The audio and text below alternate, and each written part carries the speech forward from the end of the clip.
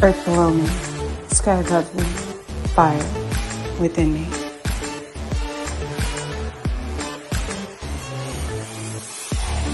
Brought to you by UPRN Network. I'm Trish Mo, and this is The Missing Piece.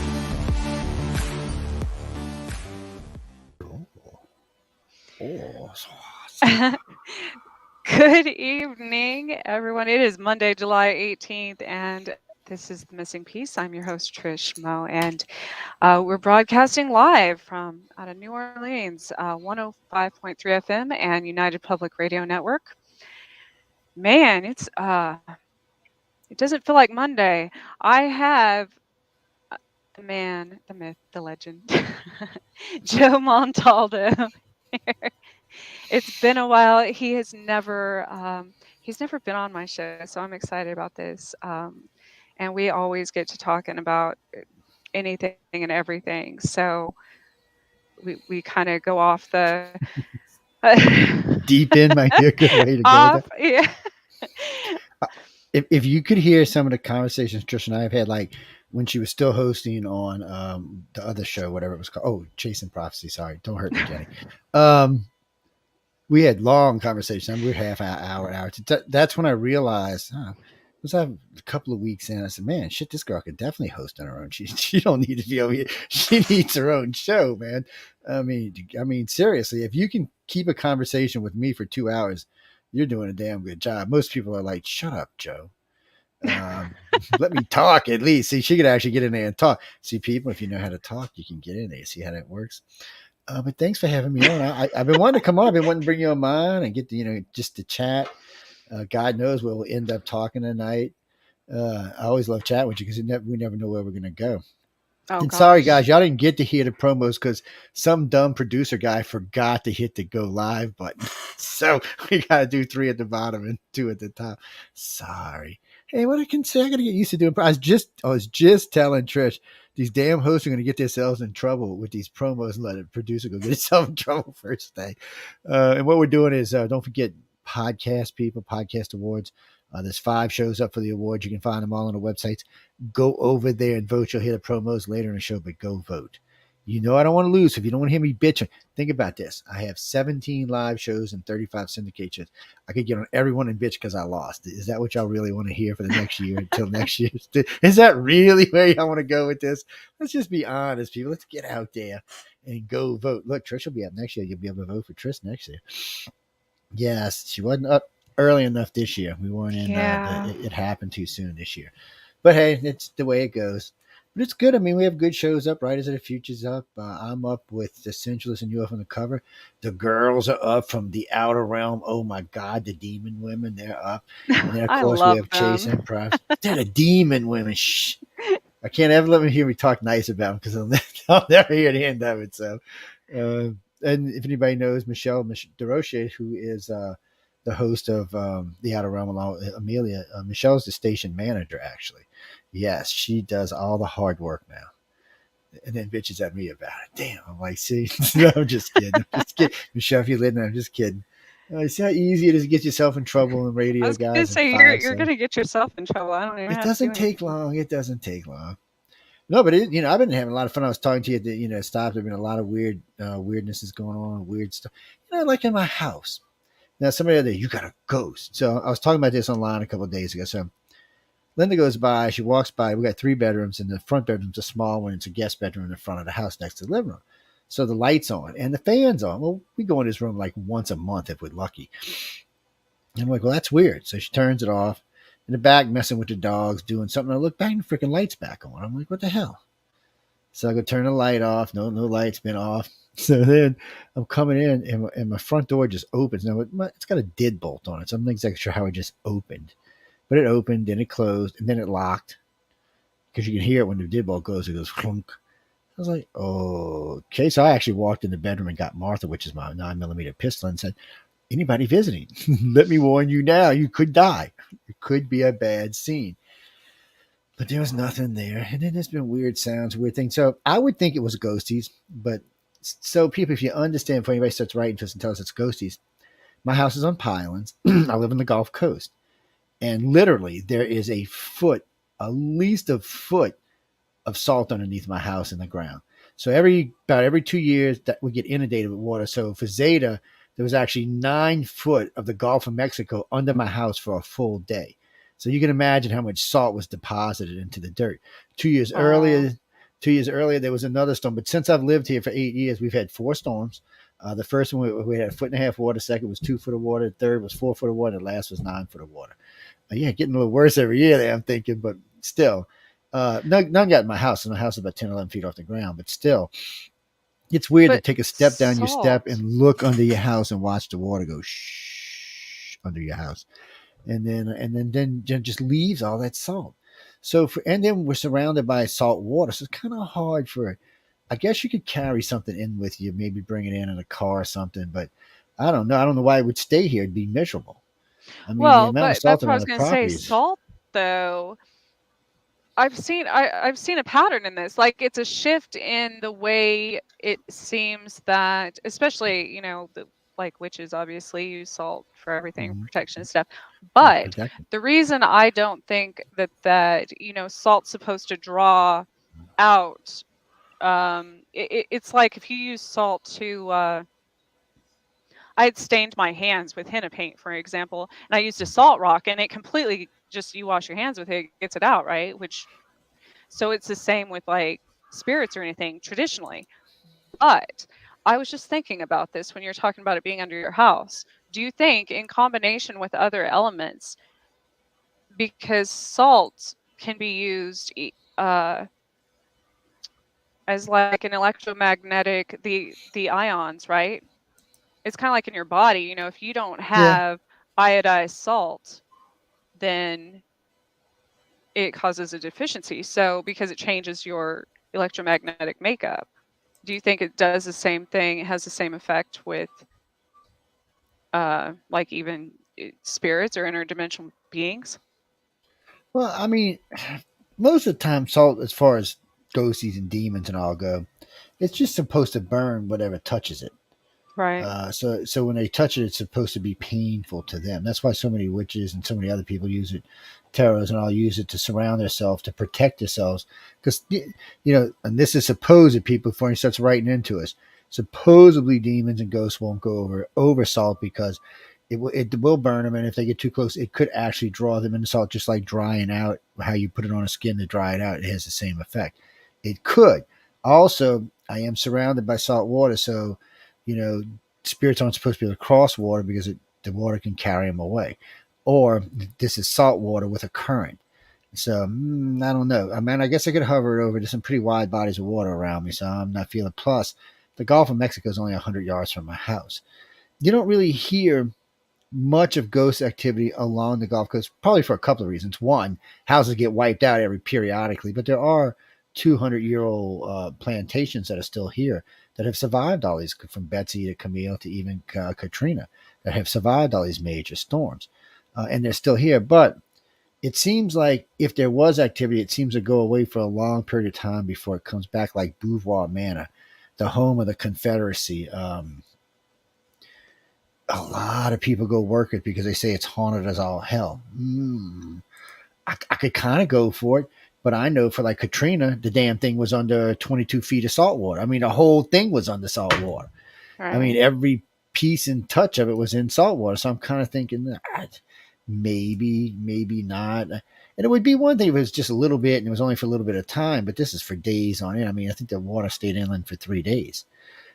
That's a lot of Mm. salt on a lot of things. I just, if you're a demon or ghost, and it seems like even the church uses salt, so there must be something to it. But I'm not saying that could stop. I mean, it could come in on me as an attachment. It could come in on my car because my house, underneath my house, is paved. So around my house is grass and salt, but directly underneath my house is pavement because underneath the house is paved. So, I mean, if it Okay. got in the car and got out, it could get in and maybe go up the stairs or something. It's not beyond the realm of possibility. I just don't know why it would feel comfortable here to want to stay. One, I mean, the house is high activity for other things to start off with, so I don't think it would feel comfortable here. Not that we haven't lived on places on the coast before that have had. We had one house on the beach, no less, but it was old. It was actually a apartment complex. It was an older complex. You'd see this every now and then. You'd see a hand, just a black hand on the door. just a shadow of a hand on the door, and then it would kind of go up and just disappear. And then, okay, weird. Another weird thing in that same house. We're driving home one day. Somebody let out a set of white doves. They followed us 14 miles to our house and landed at our doorstep. That's Accident. Per, interesting. So I mean, it's a just few weird months shit. ago, there were two. My kids weren't here at all. They hadn't been for a few days. I left home. I come back. I might have sent you these pictures actually. Um, there were two handprints on my wall. They were like glowing. Even when I turned on the light, they was like they were glowing. And I'm like, The what fuck? the Oh, beep beep. Sorry, beep beep and beep. so yeah, so I was like, oh shit. And and around that same time, that's well, I guess for spirits, that's what people would consider like a wraith that's looking for their body or whatever, if their grave's been moved. Um, but that happened around the same time Oh, that fat we had fingernails. horrible, it was like tornado season, it was when we had all those storms. So it was raining every single day. And I thought that was interesting that all of a sudden there's these handprints and just out of nowhere. It's yeah, Because my yeah. house usually, I mean, yeah, I have spirits around me all the time for the most part, That but that could have been a not drop stuff like off or a that in pick my up. house. See that when I hear stuff like that, I instantly think of drop offs or Hmm. pickups. You know, when they're dropping you off and picking you up, like when they were setting you down, one of them might have put their hand against the wall as they were moving to get resituated. Just all because we find a lot of things like that we would consider to be when an alien came in and dropped you off or picked you up. Whoever just sent me that, yes, aliens are real. What are you talking about? No, well, okay, real quick, but I don't want to get barred down on this, but real quick. All right, let's look at this from a different point of view because I can already tell you're kind of a religious individual. I can tell by the text. Yes, I'm smart, ain't I? So let's say that God created us, and let's just say God created the universe. Okay, whatever you want to consider God to be, He, it, or she created the universe because I don't put no connotations on God. So now you're saying, I just what you wrote to me, that aliens aren't real because God didn't create them or couldn't create them, is what you actually said. So let me get this straight. Your little lonely human ass just now said what God could or could not do. You're going to hell. You know that, right? If you believe in God, you're now going to hell. You just committed a sin. You just questioned the Almighty and what He, it, or she could do. See, I would never put limitations on the Creator because I figured if the Creator could create all of this, have you seen the new Jack Webb telescope pictures? If it, he, she, or it could create all of this, I'm sure it could manage to create a few other species along the way, which some of possibly, oh shit, could be older than us. Could that? I mean, let's be honest. The universe is 14 billion years old. If you want to get technical, it's 13.9885 billion years old. Okay, before anybody wants to correct me, but yes, it's 14 billion years old. I just think it's nervy when people put limitations on God. I'm just saying. Well, I would also, not do that. I have something to add to that. Most of the extraterrestrials that I've communicated with, anyways, or been in contact with, um, 100% also believe in a higher power, whatever they might call that, um, or some type of creator, obviously. So you're right. For so even I, I most just I most just aliens. always I always thought it was just a little nervy for people to put limitations on the creator. I mean, I wouldn't do it. I mean, hell, I'm in enough trouble with the creator as it is. I don't think I should be going around limiting he, she, or it. Yes, I know I aggravate you when I say he, she, or it, but hey, look, I haven't met God. I don't know if God's a he or a she or something else. It may be, omnisectional. I really don't know. I don't know. Look, You I have can't not met assume God. gender. And a lot of what I think falls into religion today, I think it just has to do with the extraterrestrials. I don't really think it had anything to do with the creator. Because let's be honest, people. Let's say there is an almighty creator. And it created the universe. I mean, this big, vast universe, the multiverse, because now we know there's more than just a universe. There's a freaking multiverse. So this omnipotent super being beyond any other being creates all of this. So let me ask you something. Bobby, do you really think this omnipotent super being knows who the hell you are or even cares for that matter? It's not that it couldn't be compassionate and loving and empathetic. It's just there's so much. I mean, do you realize there are probably hundreds of Googles of trillions of beings out there? I mean, we don't even have a number for it. And yes, so oh wait, so you're telling me oh there's a bunch of guns that you can't have both ways. Get the hell out of here So with that crap. somebody put this into such a simple perspective for me when I was little, and I was watching, people used to have ant farms, and in an ant farm, there's somebody that has a really big one, there'd be like thousands of ants, right? Well, technically, as the caretaker of the ant farm, I don't know every single ant. Like, when I was little, I didn't know, because as a kid, you name all your little whatever pets, but no, once they multiplied that much, I couldn't tell this ant from that ant. You know what I mean? Mhm. Like, it was so. Well, So it's that's a like good that's way of a saying it. really good um perspective, I guess, for the Yeah, universe. it is because ant, yeah, I mean, I and cared well, about the ants. I wanted to keep them alive, but I didn't know all their names. yes, and they didn't even think about us. They just went on with their little lives and seeing these little faces every once in a while, and said, Yeah. "What? Oh, go on. They're not worried about you." That's the problem with everything today. It's so much more than even we want to admit to, and it's just and people say I get friends that tell me all the time, "Well, what's the use if it's just all of this?" I say, "Well, you don't know what the use is. That's the point." You don't know if you or your son or your grandson or your granddaughter, your great granddaughter, who it might be curing cancer or going to colonize places or lead an off world colony. You just don't know who it is. So you can't quit because you just don't know. Then I said, maybe that's part of the sneakiness of the universe. You just don't know. It's the universe's way of not playing fair. Look, Well, it's the I same won't with give up till they put me in a box, okay? But it's the same with it doesn't matter how big you are in the universe either, because we've learned just on Earth through pandemics and such that even the smallest bacteria or living, whatever can make a really big impact on the Earth yes, and the environment and as everything we've else. So, as the whole world has just found out the hard way. yes. Yeah. Well, no, people. I mean, if you've been involved in anything to do with the last viruses that's been crossing our planet, you'll know what we're talking about. It's just a little bitty nothing, and look what it's done. I mean, look how many people it's killed. Look how many places, how much it's damaged. Look how much it's ruined the economy. And I mean, you can't even see the thing without a microscope. Hmm. And look And how much it's damage. it's it's almost become um things like that mutate. Even if, people could say it was lab created, what, okay, maybe so, whatever. But I guarantee they did not predict its evolution, much No, like, unless it was like created, anything they else. didn't. Yeah, Well, it's even if it was created, you know what I mean? Because it started evolving and mutating on its own. So, it, yes, and it mutated a lot since the very first strain. And that's the thing, Peter. That's why we always talk about when we're doing exploration on other worlds. You got to be careful because if we bring something back that we don't have a immunity to, it could wipe out the planet long before, or maybe not completely wipe it out, but wipe it out enough that we'd be going backwards for a while.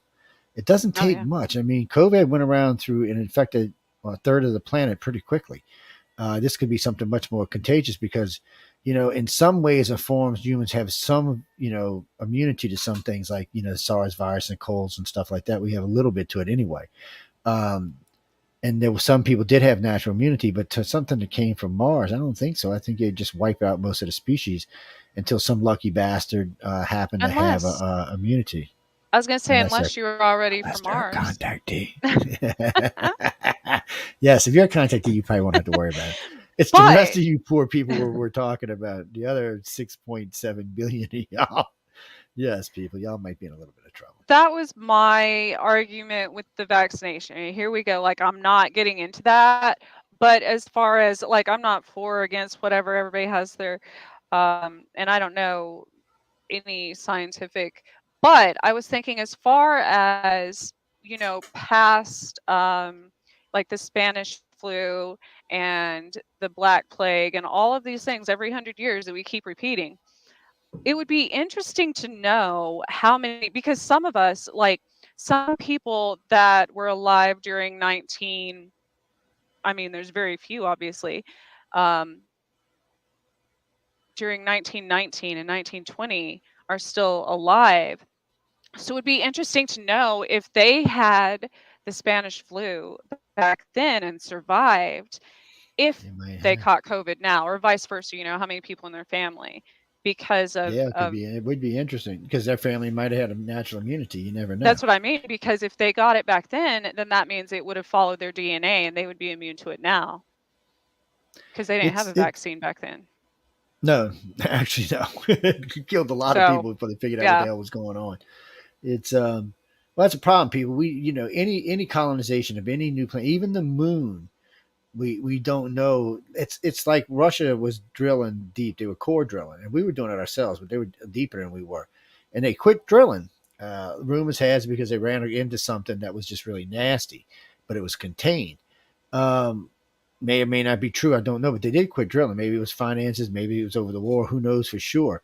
But they did quit drilling, so it's interesting. And we did quit drilling as well. So you never know what you're going to find when you start drilling. It's like when they take ice core samples that date back, 30 million years or 20 million years.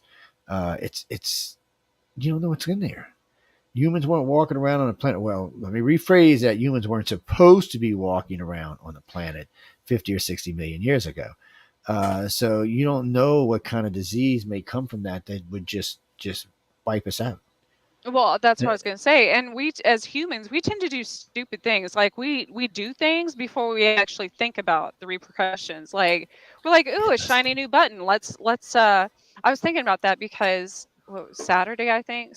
Saturday or Sunday was the anniversary for the first atomic bomb test, um, and so that's another example, like, nobody, even though Einstein 100% alerted them that there would be long-term repercussions. And they're like, "Oh, let's see what it does," and somebody hit the button. So Yeah, we do so things so like and you know that it's a it's lot. sad because so many people's families got ripped on that because there was lots of military. One of the things we learned when I first got in the Navy is they went through a lot of the history of nuclear testing and nuclear stuff because they wanted you to really understand what you could find yourself into. Hmm. And really, a lot of them soldiers were put within 2 miles. They never had a chance. They really, they all probably died at some form of cancer. Some might have made it longer than others, but they'd probably all died of some form of cancer. But there wasn't just them. There was lots of others that were in areas where there was testing done. People inside of houses within a mile to the blast. And then finally, somebody. Well, actually, it wasn't somebody. It was that poor lady who died from discovering plutonium. They realized how dangerous it was, and then they started Well, realizing even how much more dangerous it was.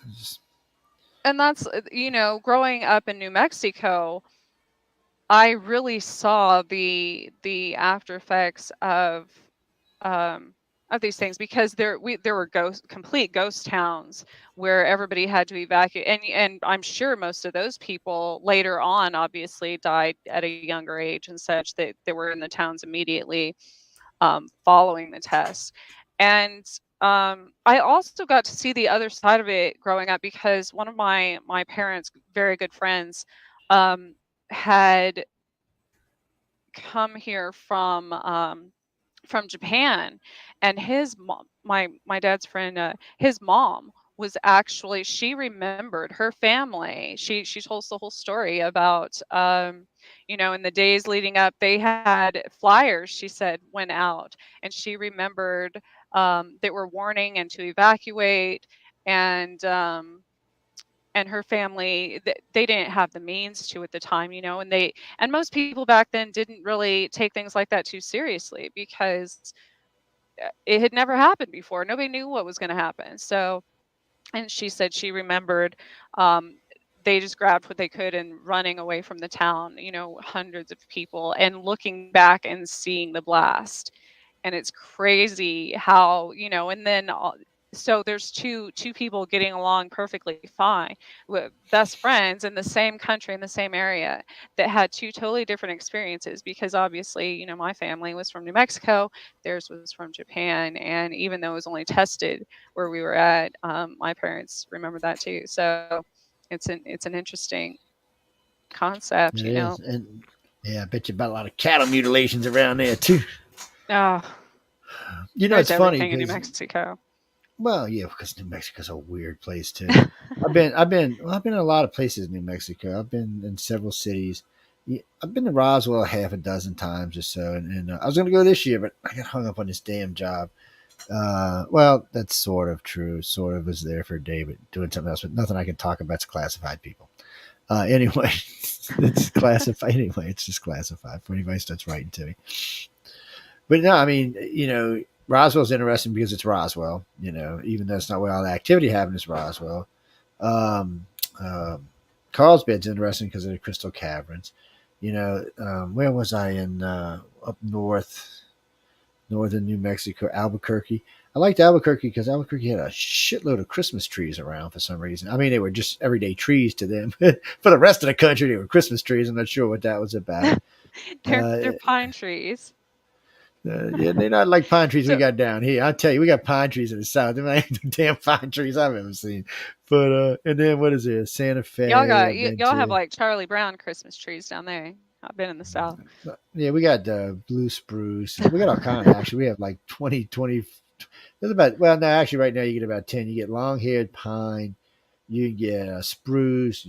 They got a really pretty short haired. When I say short hair, short spine, about that long. They're really, and they don't lose their needles. I don't know why. For some reason, I was drawn to blame it. They're really thick, lush trees, and but that's because they grow real well at that borderline up there between it being hot and cold. They're usually growing up northern Louisiana, places Mississippi like that. They have huge Christmas tree farms up there, and if you want to go cut them yourself, they're really cheap, people. Actually, I go get a big one every year, but I also have a big one. I got a fake one that's 11 foot tall. So, and ever since I moved in this house, well, I used to get in trouble all the time because I go buy a Christmas tree and like bend on the ceiling when you bring it in. So now we got a house with a 12-foot ceiling, so I don't have to bend it on the ceiling anymore. I have a fake tree, and then I also have I usually buy a real tree, like a potted tree, and obviously Yule traditions. I Yes. will go plant it in the name of, somebody like one of my ancestors or somebody who's passed Yeah. away. So So sometimes it depends what I'm into that year, but the fake ones I always see it because it's a big beautiful tree and it looks like a real tree. It's on the internet. I put it up a couple times, and then the only reason because the when I get the live ones, they're just usually generally quite a bit wider. They're like monster trees. But I'll usually burn them. I'll set it up for New Year's for them to burn on New Year's. I'll have like two of them because I like to put one in the front yard. So sometimes I'll have a live one a day. I used to have a beautiful mimosa that we just decorated and let it flap. But one of the storms got it. I got two beautiful ones in the back now though. It's they're really pretty in the spring. it's Ooh, man. interesting you're talking about Christmas trees, because this week approaching, what is it, the 18th? It's almost Christmas in July. Yeah, it Most is people don't almost know what that Christmas. means because it's on the flip side.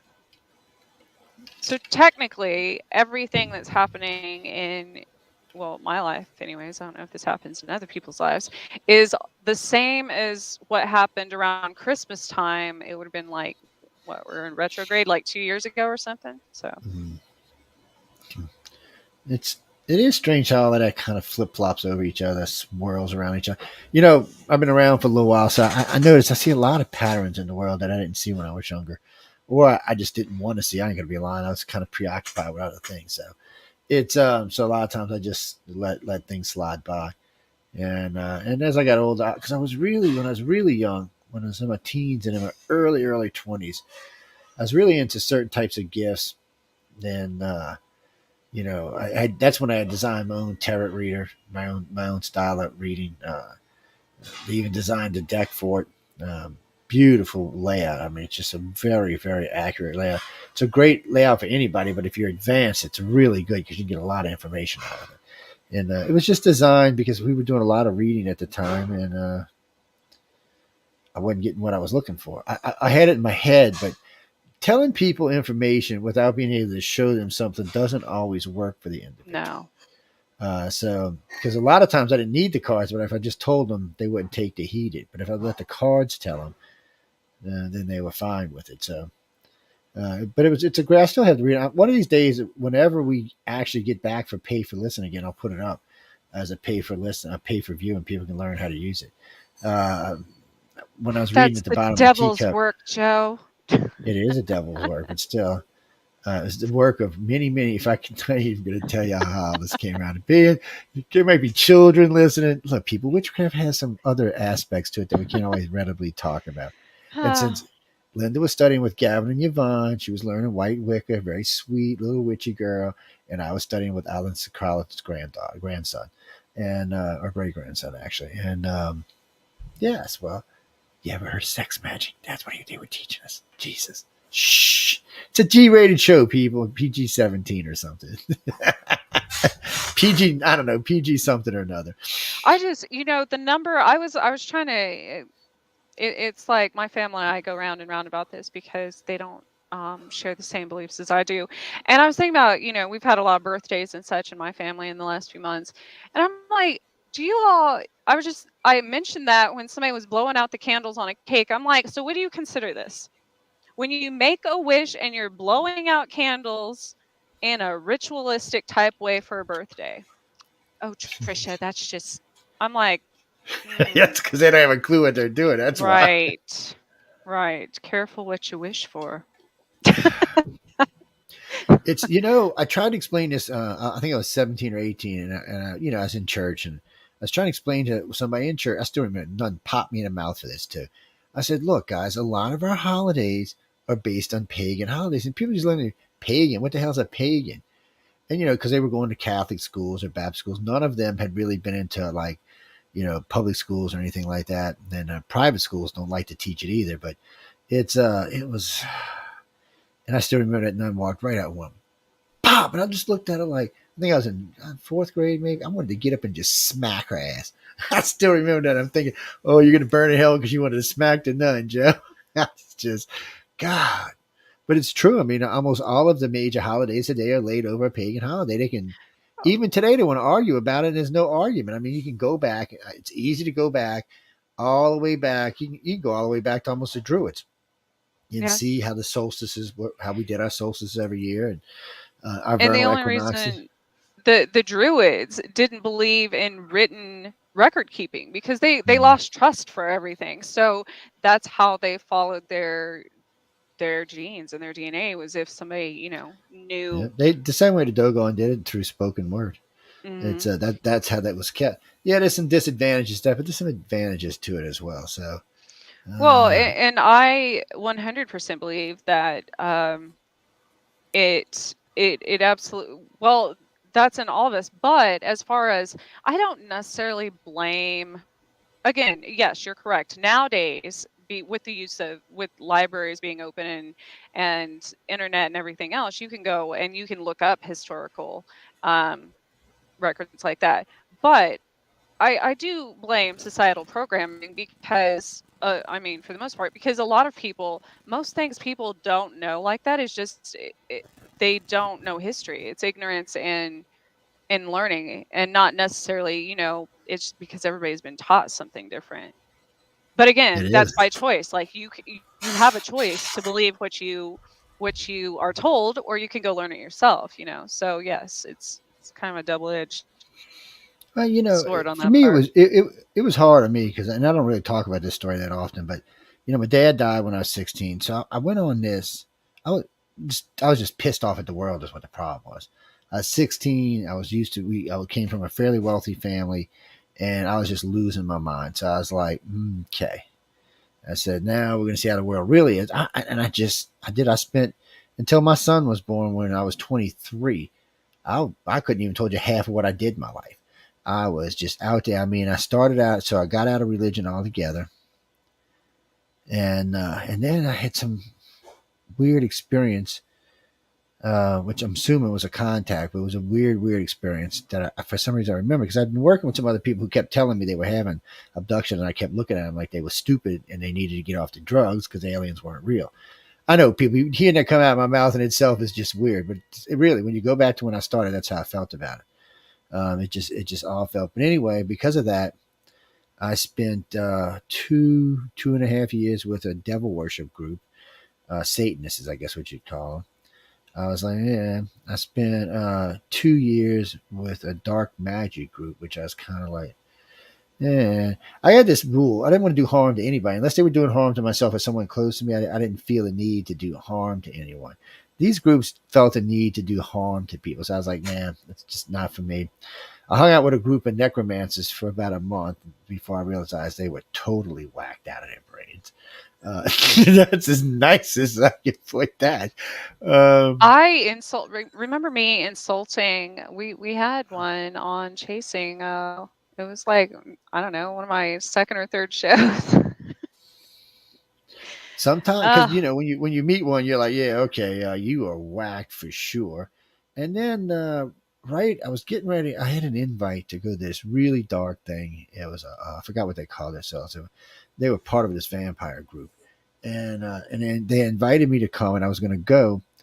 And that at a party in the French Quarter, a place called the Dungeon, I met a relative, Alistair Crawley, and I thought he was, full of what, but he verified. He actually took me a couple places only Crawley would have known.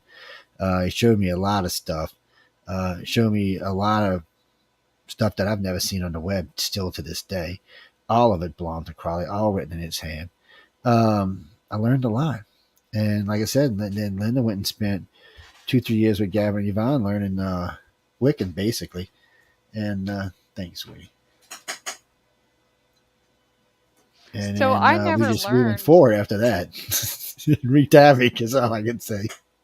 I I was a little bit like nobody ever taught me anything. I've had quite a few near death experiences and stuff, and it's like after each one, I had recalled something from a past life or from ancestors or of different, I guess, branches of paganism. And then just recently, I started doing my, I do genealogy a lot of times for other people professionally, but I had never, probably because I was afraid of what I was going to learn, done my own families. And I recently started doing that, and I learned that, my, uh, well, my ancestors, a lot of them directly immigrated from um, Scotland or Ireland, obviously. And then there was also the other half were from Africa, and most of them founded a lot of the oldest communities in Louisiana. So I'm like, well, there goes.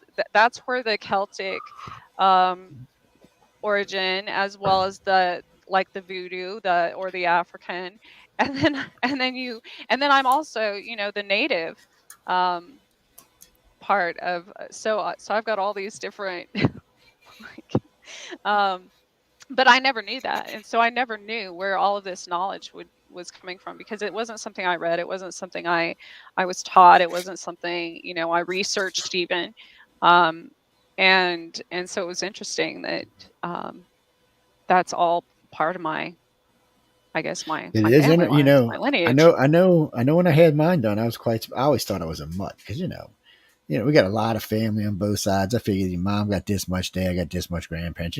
Probably 8 or 9 different things, maybe 10 different things.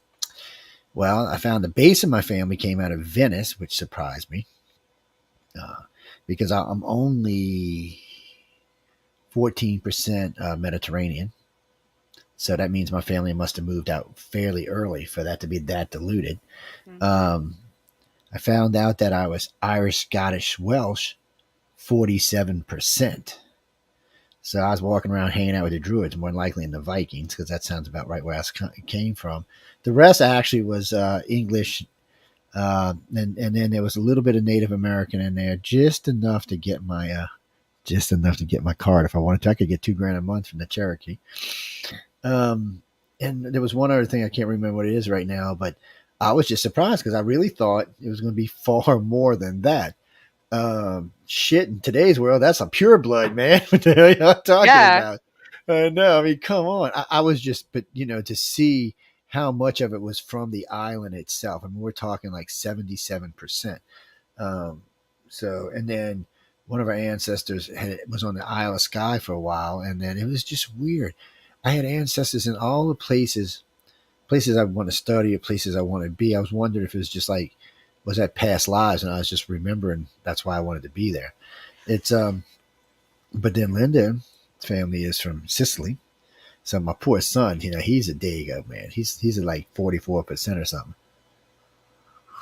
I I I think we always go back to where we came from, whether consciously or not, because and it doesn't even have to be I was talking to Corby on my show last week. I said, a lot of my family, my ancestry came from like Scotland and Ireland and stuff. And so I live near a street named Scotland and things like that. So even though it's not the actual country, it's like a subconscious thing that follows your bloodlines for everywhere you've been. It's kind of like it's a map of your literally your DNA. It's just most people don't pay attention to that. And the reason that came about was because my mom one day, she's like, "Oh, yeah, somebody, I think it was your great grandma or great aunt or something, lived on that same street name."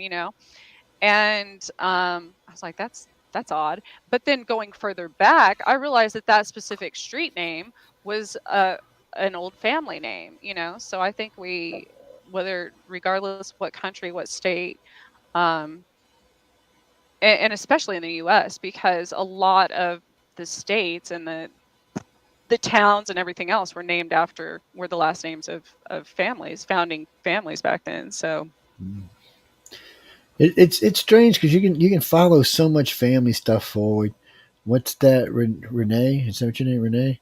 Oh, no, no, no, no, no, no. Well, no, that's true. I did say that. I did come from a wealthy family, but from age 17 until age 30, JoJo did it all by him little self. No family money, no nothing else. Can't tell you how many times I had to go sleep in a hotel or get an apartment here, move out, move here. Yes, quite a few times when I was young. I straightened up somewhere around 30. Well, I calmed down somewhere around 30. I straightened up somewhere around 30, around 40, actually. he Um, still hasn't straightened up on yeah, I that do one. still have issues. There's no doubt about that part. Any of my good friends will tell you, yeah, he's got issues. But it's fun. It's all fun. Oh, actually, let me go back because I had seen this question earlier.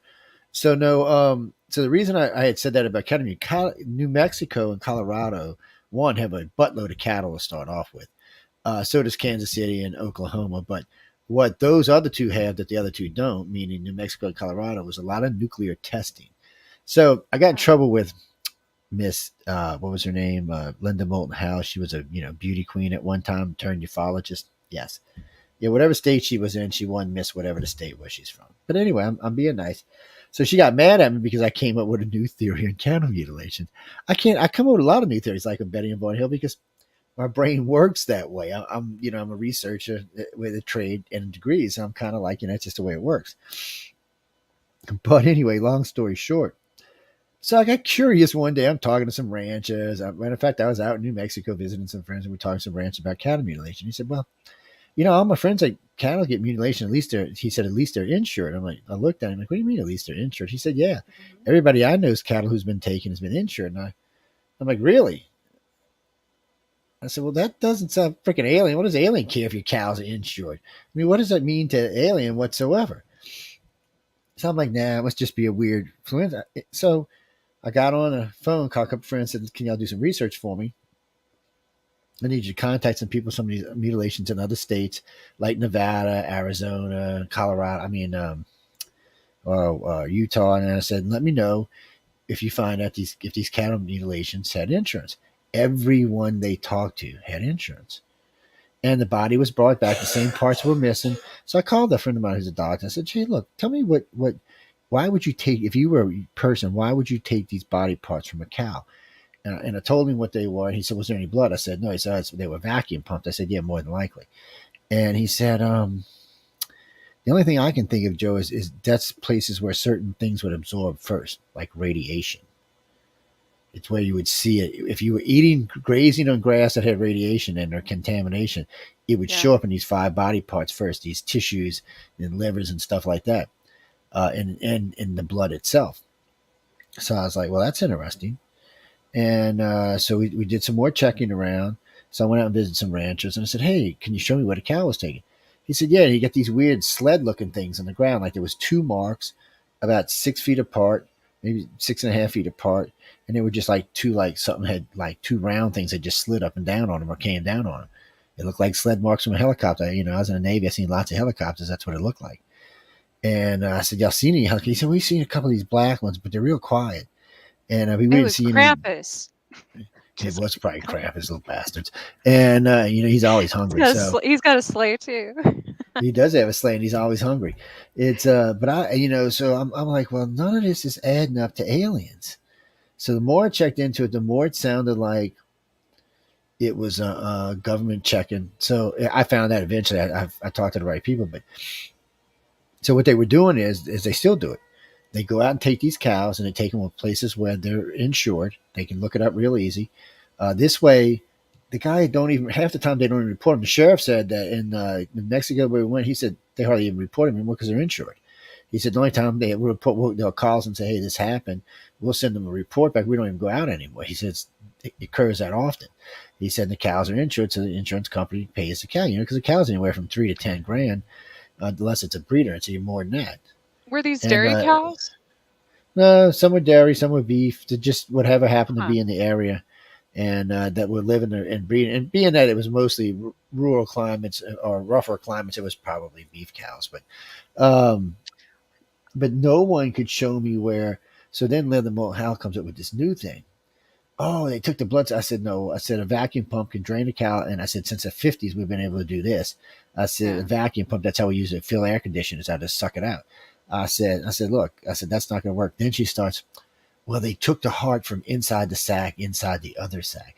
So I asked the vet about it, and the vet looked at me like, what the hell are you talking about? Are you stupid? I'm telling you. He said, well, he said, no, the heart's just like whatever animal. He said, what kind of bullshit? Who's been telling you that crap? I was like, that was it. So next time I seen her, I challenged her open. I said, look, girl, I said, I said, you've been on with this same thing for 30 years. I said, you claim to fame, and guess what? You were wrong. And I said, as soon as you admit you were wrong, we can get on with the research. So, well, she still won't, but I've done Wait, enough who? damage to it. Well, Woo-hoo. who said the take the heart from within the heart? So Linda Moulton Howe said that there's a sac She around the said that. heart. Yes, and that Oh, they were taking it from inside the sac of the heart without cutting a hole or damaging the heart. Well, one, I couldn't verify that anywhere. No one could verify it. Now look, I got a lot of friends that do research, and but at I one don't time we know. had more than 100 people looking into it. Well, I don't know biology or anything, but here's why this is relevant, and here's why me and Joe and I's conversations go off the rails here because one, a few like fall back, my air conditioner went out in my vehicle. My vehicle's pretty. It's newer. I've only had it 2 years, and that's exactly what the mechanic said. He's like, I don't know how this could have happened. It's literally like somebody drilled inside. There's no damage on the outside. He's like, I don't even know how this could happen. So that's one, which you just said is why it's relevant. But second of all, I just posted on, I don't know, like TikTok or something. I had a peach and it was shaped like a heart. And I made a joke that it had a hole in it, like my heart, because they thought my heart had a hole in it. I have AFib and stuff, and I've had two Yeah. heart attacks. So how that's another question. So what you just said, what if that could happen to people too? Because there's people with holes in their heart, and there's been 3 people randomly mentioned. They're like, well, maybe you have a hole in your heart this week to me, and so what if for what purpose would that be if they're doing that to animals and people? Like what? Although something like For that, I would assume would probably be more coming from the government rather than yeah. Yeah, it's the definitely from the bees. government because, well, we couldn't figure out a reason why the aliens would take all the blood in and take those parts and then leave the cow. It didn't make any sense. I mean, if they would took it up in the ship and the ship was moving, why would you bring it right back from where you picked it up? It just didn't add up. And they Because could it have was someone disposed of it else's. anywhere. It was something else's property. Yeah, for the government, that's how the government would think, but an alien wouldn't think that way. An alien would just throw the damn thing over wherever it was at, throw it out in space or something. It was no reason to bring it back to the planet. It was dead. What do they care? And they got the cleanup crew. We all know about the cleanup crews for the aliens, so they would have probably came and got it anyway. So there's no reason for them to have, for the aliens to have done all of this and then left the carcass there. And what were they using the parts? Were these delicacies? Were these parts of the cow delicacies for these aliens? Or was the blood a delicacy for the aliens? I mean, we don't know. But we do know for the U.S. government, it is a way to find out if there's radiation in those areas without alerting the people around it. And that was the trick. I mean, literally, I don't think people realize how many nuclear tests were Oh yeah, done in the United yeah. States and in New Mexico and Colorado. And the ground is highly contaminated. They were underground testing. So all they're trying to do is find out if there's a problem. And if there's a problem, they can nip it in the butt or, buy a rancher out or close an area up like they did out at Skinwalker because it was contaminated. That's the whole problem with Skinwalker.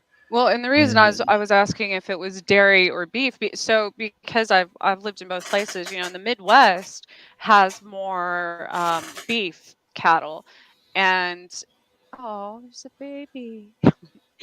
it thinks it's And a then baby. It's a the New killer. Mexico has a lot of, especially near Roswell, has tons of dairy farms, dairy cattle, and in a dairy cow, obviously, it's kind of like breast milk or anything. The radiation would affect that sooner, or like it's more likely to affect that Well, yeah, than penetrate the it way blood or the faster. beef, and be in milk that's sent all over the country and the world for that matter. Okay, go get Um, out of trouble. And that's the point. So this way, they're testing these things, and they now know um, that the meat's fine. You can go ahead and send it out. There's no reason to stop anything because if for some reason a bunch of cattle would get out that ended up contaminated, which would kill or mess up a lot of people, the government would be up to their eyeballs, and there was no way they could get out of it. They'd have to deal with it because it was their radiation. This is just a good way of keeping it under control without panicking the people. And I don't know why humans think we're still not checking this radiation. I mean, radiation takes anywhere from 2 to 15, anywhere from 2 to 100,000 years to dissipate. So I don't know why they wouldn't think we weren't monitoring this. And it was underground. It cracked fissures. It could easily leak into in the water in the underwater table, be coming out somewhere else, and easily contaminate things. So it's just an easy way to keep track of it. But ufology took this as an alien thing so much that they can't go back. They just can't. It would be, they can't admit it was wrong and there's a better theory than the one they have. And it is a better theory. It's more practical and it's more useful. It is. But on the other hand, on the other side of that, a lot of contactees and abductees, have. So, what about the ones that have radiation from being taken? You know what I mean? Because people, all the ones that always come back, um, were exposed to radiation. So then they're radioactive. Anything your saliva, your anything like that would be radio. You'd have it's like it would be But almost like people with cancer treatments and such. hmm, but how about if there's another step to that you're missing? What the hell? Sorry, hold on. I got fat fingeritis tonight. I was Here gonna we say, go. where'd you go? Yeah. So how about if there's another step to that? So with Travis Walton and a few other contactees over the years, we've learned that the government or the aliens drop off the contactee to the government sometimes. It's a handoff. And we know that because there's the way aliens do things one way, government does things another way. So if I was working for the government and I was going to hypnotize you, I would use three things. I'd find a good empath or a good telepath, and I'd use sodium pentothal and sodium amylothol. So I'd get you down to this state, and then I would passively use the telepathy and a good hypnosis and change your memories to whatever I Right. decided to change them to. So around level 10, that's not even a big deal. So that's the way I do it. Aliens don't do it like that. First off, 90% of the time now the aliens loop your memory anyway. They just find something you trust, going to work, driving your car, painting, whatever it is that you do, something that you do a lot, and you don't think about it. They'll just loop that Hmm. memory when they take you, and they can take you for days, hours, weeks, or months, and still you would just never know because it just loops the memory. They used to not do it that way, but because of researchers, they changed. Missing time just about completely went away now, not all the way, but a good way. About only about 5 or 10% of our cases now have missing time in them. Most of them now have some kind of weird time, steady time, gain time, forward time. It's just different. Unless you're like me and you take screenshots of clocks and then Well, but see, that could be other things too, because so if you're very empathic and you're very telepathic and you have just a little bit of telekinesis in you, which a few of us probably do, and you've been around the aliens a lot, you can actually, for lack of a better way in this, you can stop time for a little while. And you do this completely subconscious. It's not. I don't think anybody does it on a conscious level. But over the years, I've noticed people I've met, they'll be telling me something. I said, "Well, that that doesn't quite sound alien. That sounds more like you had control." And I've had a few of them tell me that they've used it in panic to get away from a military abduction. oh my That they goodness. just stopped it for like 8 or 9 seconds and used it to get away. Now, this is something we're just Wow. bringing out. I don't even think this has actually been brought out in the field. Now, you watch. Now, we But talked this about is this tonight. Everybody and their mama is going to be claiming this is their theory. You watch. Go ahead. no, I wasn't going to say that's my theory, but that I was about Not to you, say no. before you explain that so one of the times that one of the most traumatic experiences of my entire, which all this shit's going around now in my house because I'm about to say this, of course. So, anyways, one of the most traumatic times I was taken, I there was a plane flying in the sky and there was traffic and there were people and all of a sudden everything stops. Everything besides myself and my kids, and I was like, everything's frozen. Why is everything frozen? And I was scared to death. I mean, this there was like, men in black type people, and this was outside of a major military base as well, chasing me and everything, and everything stops. I'm like that plane's not. Like we were the only ones moving in my entire environment. I thought that that was them doing that. No, it was probably you. You probably panicked, I did and you panic. did it. That's what I'm saying. You did I it. had no, this was back when that was the first time I was very religious. I went from all of these things happening and thinking they were a religious experience to this whole 3 day, uh, like basically military abduction type thing. But I didn't know that, I didn't know anything. I hadn't remembered all of these things at that time in my life. And so of course, I panicked. I mean, there were giant ships in the sky and like everything stood And still and people chasing me for no reason. You know what I mean? It wasn't like a no, it's just for some reason there are a few people I've met over the years that can do it, and it, like I said, it is usually pure instinct. It's just, but you know what's interesting about that? So one of the things ICAR used to do, because we're actually in the middle of, we're going to start a new organization because we're retiring ICAR, but one of the things that we used to do is we used to track abilities that contactees and abductees had, things that that they had, but they really didn't know how to use, or they hadn't really used, but they knew, like empaths. Every contactee is empathic, whether they know they are or not. It's not real hard to tell if you're another mm, contactee, or if you're empathic, you know right away. A lot of them are telepathic, and some of them are strong telepaths. It's one of the reasons the government opened, I think it was in 2000 or 2001. And by the way, this isn't a classified, the program's classified, but it's not classified to find out about it. So the U.S. Navy and the U.S. Air Force ended their remote viewing programs, and it went in turn for telepaths.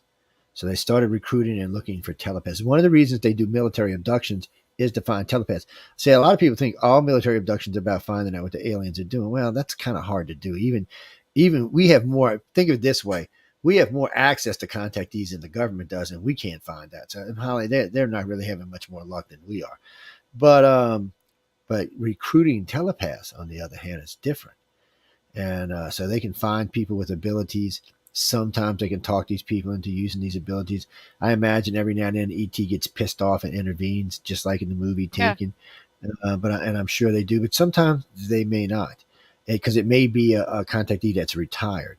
So, ladies and gentlemen, if you don't know what that means, is all right. There's a lot of contactees and abductees on the planet, but not everybody is lifelong abductees. Sometimes there comes a point if you're not going to be part of the later programs, like becoming a communicator or a keeper or something along those lines, then they retire you. Now, if you have kids or grandkids, they're going to come take them. They're just not going to take you anymore because you're no longer whatever experiments, whatever they were running is now done. And if you're not going to become part of the program forward to help them with what they're doing, then they retire you unless you're still useful for whatever they're doing. Um, but they do retire a lot of contactees. And that's why contact seems to stop after about 38, 34 to 40 for some people. That's usually where it's going to stop. But for everybody else who's actually involved or who has this ungod interest in them because they know it because they're telepathic, they keep them around much longer because they're much more useful. I was Mm. gonna say, and then when it comes to, so for a while there, what I had experienced was, um I was it was like I was threatened to either go along with it as far as telepathic abilities, or they would take my kids, and so obviously that was more government. I have to hook you up. Was it Nerira Isley? It was Nerira Isley and Katarina Wilson, I think, told me that. Um, and maybe it's Karina. I don't know. Anyway, I've met a lot of contactees over the years, but I've had a couple of actually a couple of them were Air Force, and they were in the Air Force, and they were told you're going to do this, you're going to do that. And a Mhm. couple of times they were even brought up on stage, and they used what they call super hypnosis on them. Yeah. And so then they did all kind of stuff. Those shows are still available, by the way, ladies and gentlemen. But they're deep archives now. We got 10,000, 12,000 archives up there, so you're going to be digging around for a while. But they are I, available, but it's creepy. It's kind of weird. well, and so I 100% think that, it got to where they were abusing that power of using me for such things. And so after so long, I didn't even want to live anymore. I didn't want to, I was like, okay, if this is how you want, if this is what you want to do, and you're going to use me as a weapon, then I'll just take myself out, right? Like, And it was because and of people like you is why we formed the first organization so we could find well, y'all. but after something, um, it was at that time that other entities from other planets came in and started helping me, because before that I was 100% traumatized from, I had been living on military bases. I had been near it a lot in my life. I had been, yeah, grew like in New Mexico. Obviously, they're all over the place. Um, but Yeah. then New it was Mexico, the giant after, landing pad. Sorry, yeah, go ahead. and I lived in Colorado where they're all over. Not a I giant I was landing telling pad. you, one of which I haven't publicly talked about was when I lived there one time, and I was going to Grand Junction, Colorado, and it was just, I was modeling at the time. It was my makeup artist who I had never met. She was a new one, for this agency I work for, and on the way there, it was a few hour drive from Denver. On the way there, we started realizing all these synchronicities that we had in our lives about people. She's like, wait a minute, like I know that person back, and we had never met. We weren't from the same places. I hadn't lived there very long. And all of a sudden, we're like 30 minutes from Grand Junction, could see the lights of the city.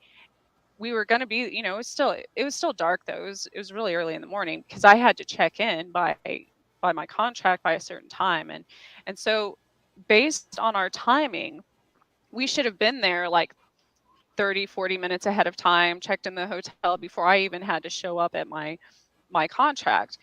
And that's the last thing I remember. And all of a sudden, the next thing I knew, um, it's daylight out. We're in the middle of the desert driving, and I looked at her and I'm like, what?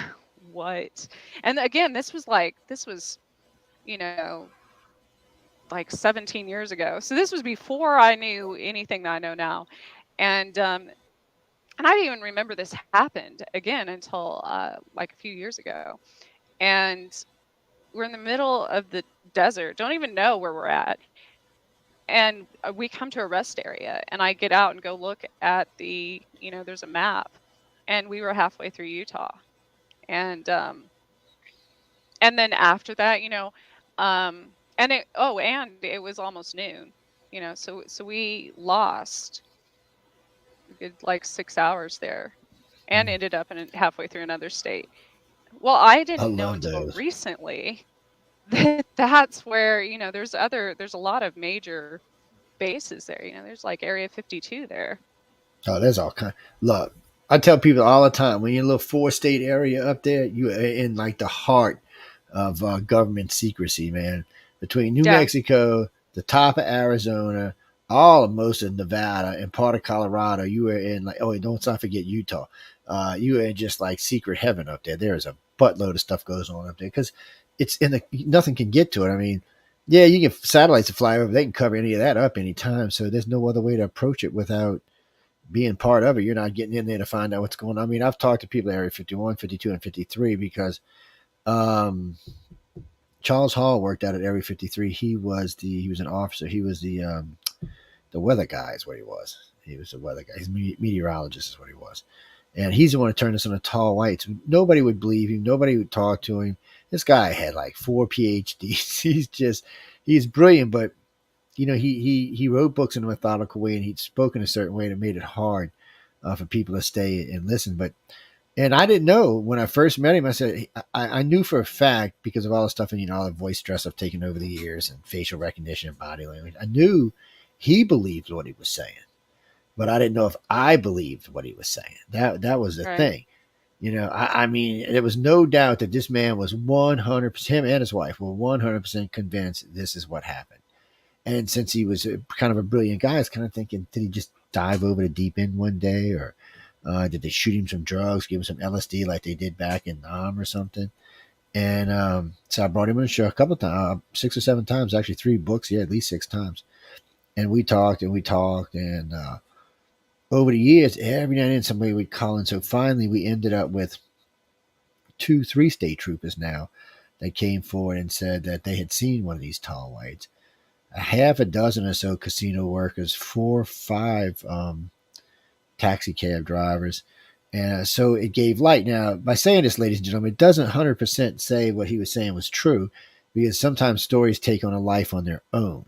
So, I mean, but 3 state troopers, well, there's 2 state troopers and a couple of security guards from the casino. So they just didn't look like the type that were going to lie for any reason. And it wasn't beneficial for them. They hadn't retired or anything yet. So telling us this was just kind of like, okay, because if I'd have used their names, they'd have been in a buttload of trouble. I would imagine. Same thing with the security guys, but it freaked them out so much they wanted to talk to somebody. And Hmm. since we had an investigation, they talked to us. And we talked, we flew out, we talked to a bunch of cab drivers, we talked to a bunch of casino workers. And what's interesting is none of these, they were just casinos. Nobody knew each other. Nobody in all of these people we're talking about, none of them knew each other. And all were giving me the same story.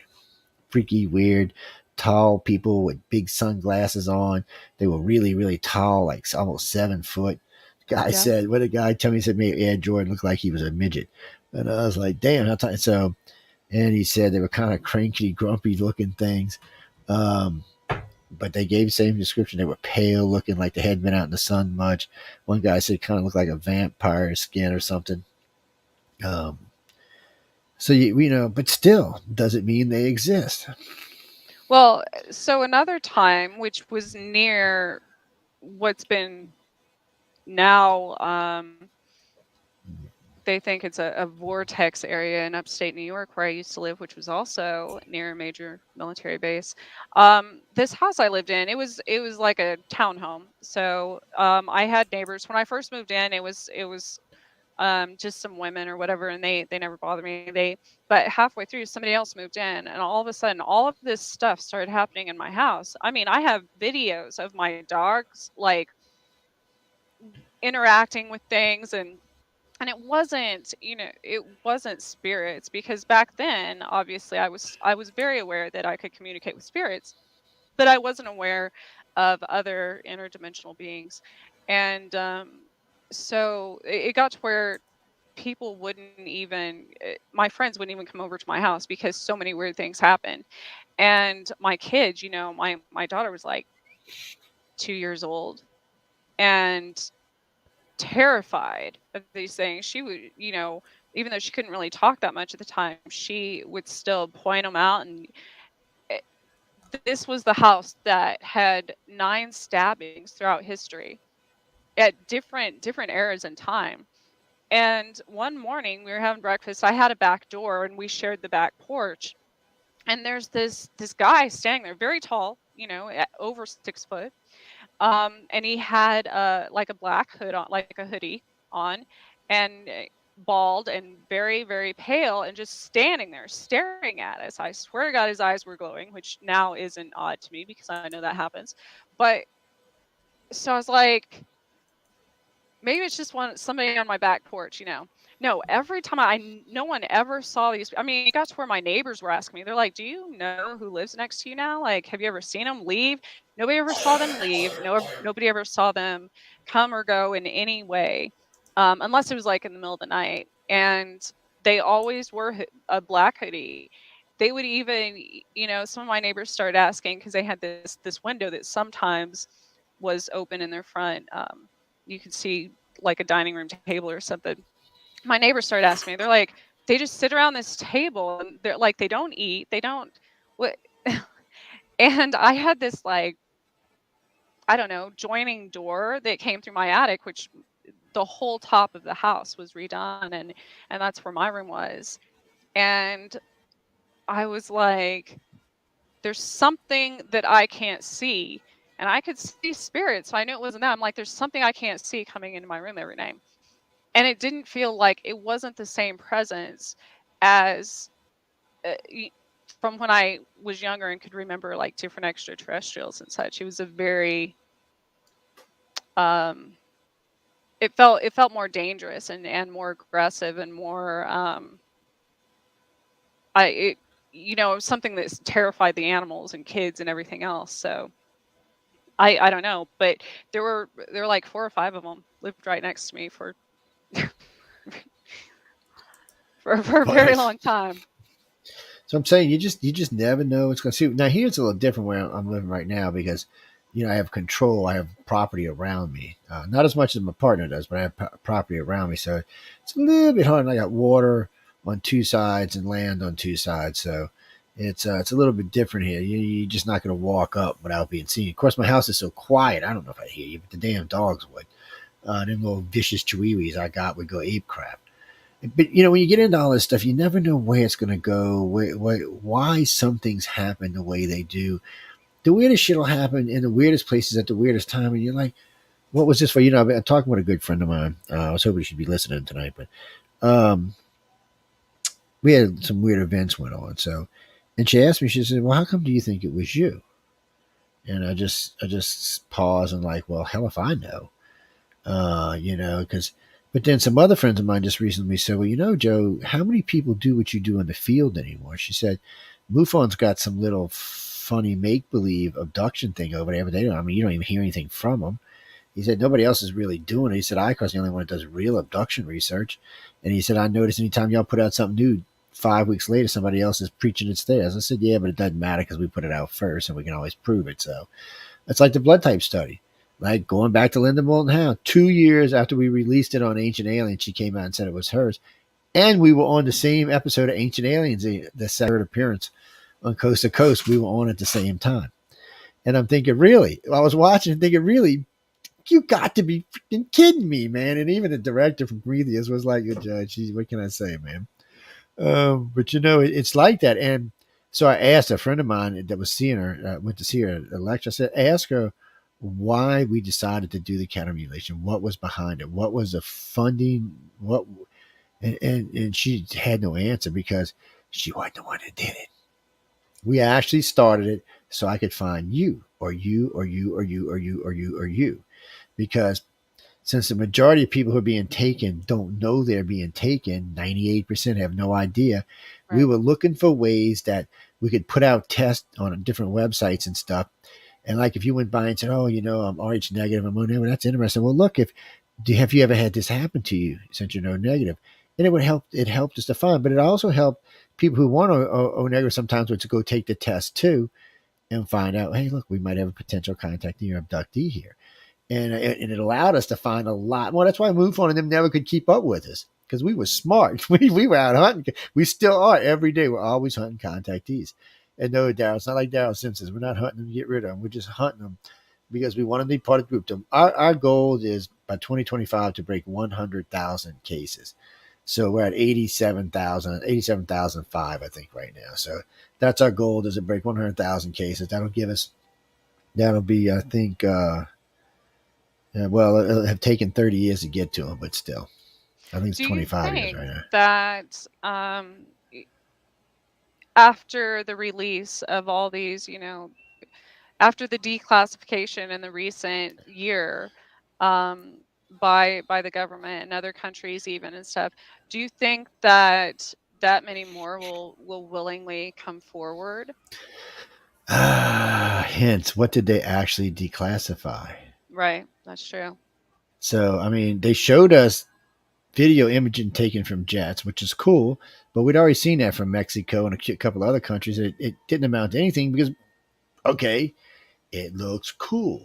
Right. It didn't shoot our jet down. It didn't really even interact with our jet. It just went on about its business. So, I mean, what can you get out of But it? I mean, it did make people start being Some more people, yes, accepting of talking about it. and it also made Me, more. I was totally different because, like I said, I was threatened so much that I literally passed a stranger on the street who looked like a homeless man. Of course, he was probably like some sort of, I don't know, walk in or something. But he said, he just randomly told me, if no one knows you exist, then it's easier to get rid of you. And It's I'm very like, true. That's why I went public. because and that's exactly why I did as well, because it had gotten to where I had completely isolated myself and I was And it's completely afraid of very everything in the world. interesting. Oh, get him, cat, get him! It's Yeah. look at Tails. Tails about to whack you. I Oh know wait, she she's turned around. chasing something. They but it's interesting you said that because that's exactly what happened to me. I was around, I think it was 28, and I was into a lot of stuff at the time. And I remember I was out, I was in the quarter, I was sitting down. I'm not gonna tell you what I was doing. I was being bad, besides drinking.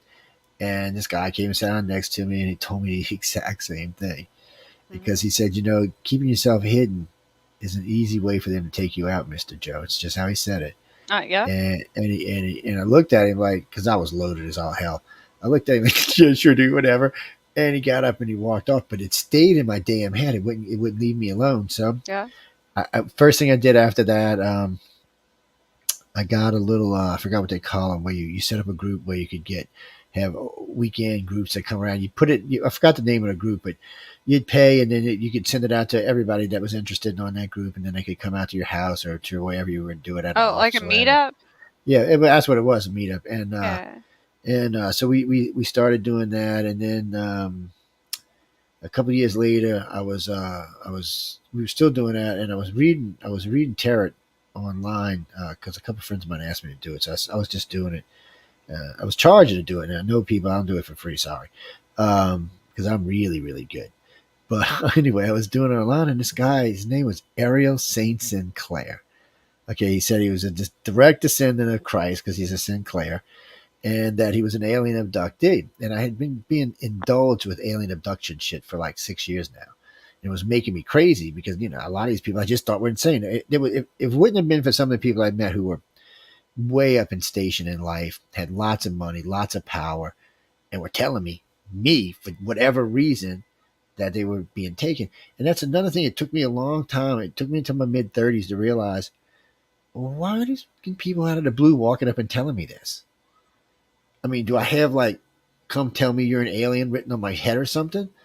Do I have a tattoo on my ass that says, come tell Joe your alien abductions? I mean, it was weird and it still is weird. Even today, it's Because you're weird. supposed to help them, Joe. Well, I do, but I mean, at the time I was like, these people are all effing crazy. I was just like, and then I was like, so anyway, I meet this guy online and he's saying all this shit. And I'm like, look, dude, now you're giving the crazies a bad name. It was making me crazy. So we had a chat group on there. I forgot the name of it. We had, it was just a couple of us that were made friends on Yahoo because they had cool chat rooms back then. And we had a chat room going. And he used to come in and room raid all the time with his crazy shit. So I just challenged him. I didn't know bean from shit. So I just challenged him outright one night and just tore him all apart. And I said, okay, that's it. I got to find out what's really going on with all this stuff. So I probably dumped a lot of money because we had just come off of a hurricane job. So I dropped a lot of money into it. And we started researching everything we could. And then the chat room started to grow and it became a UFO alien phenomena chat. And it was around for a couple of years.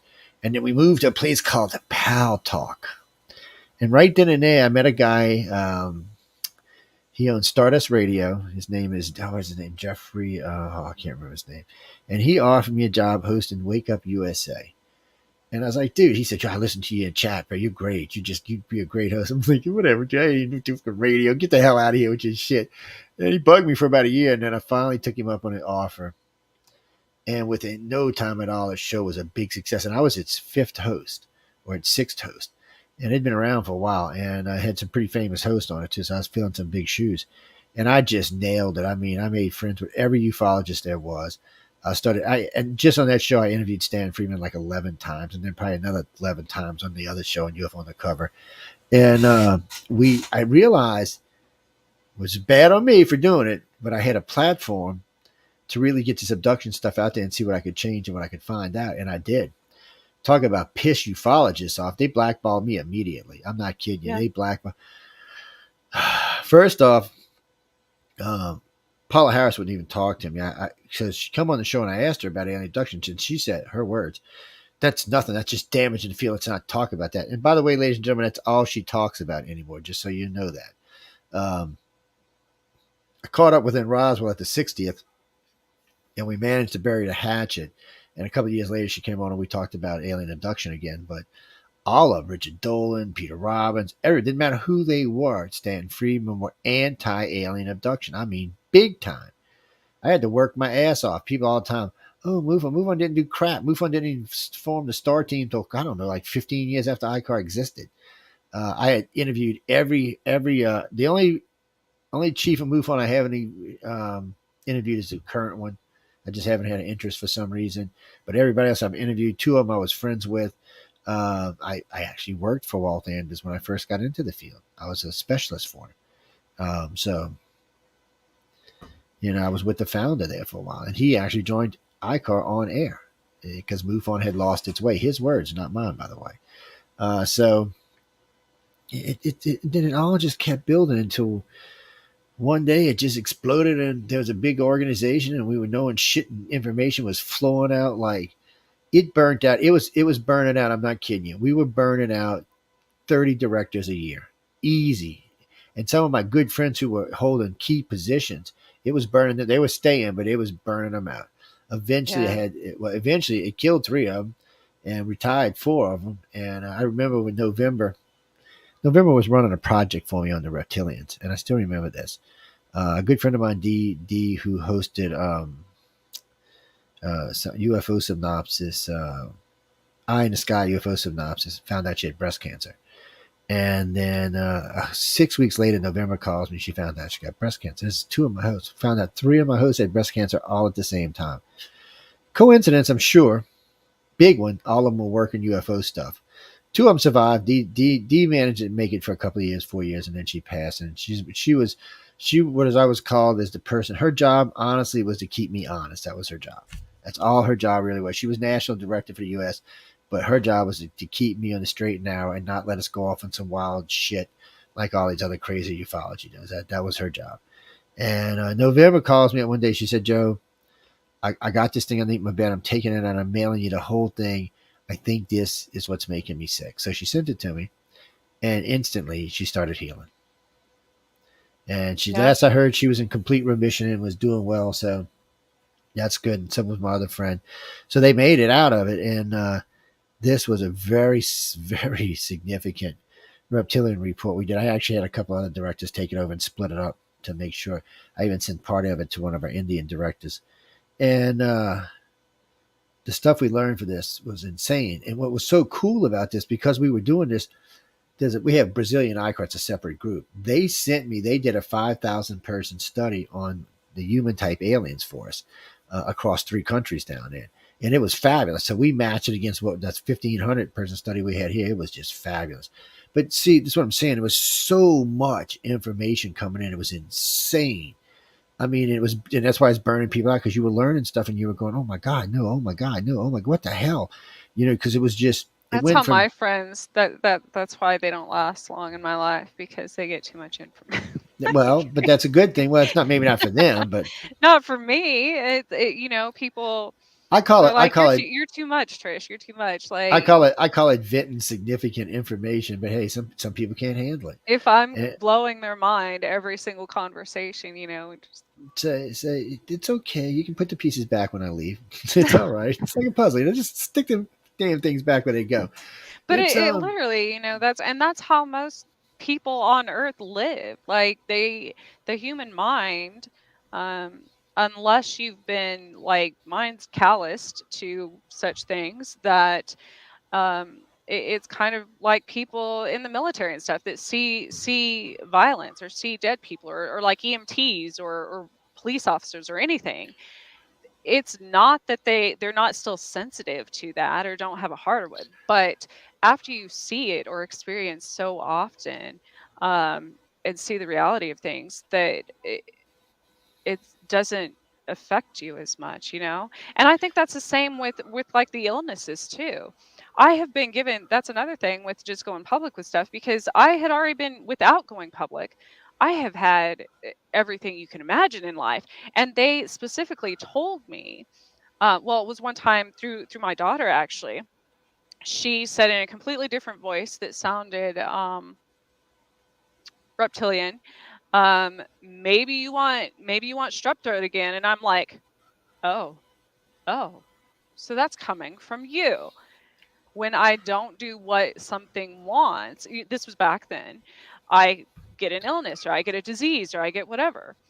And it was getting out of that mindset that was, enabled me to heal myself, obviously. But yeah.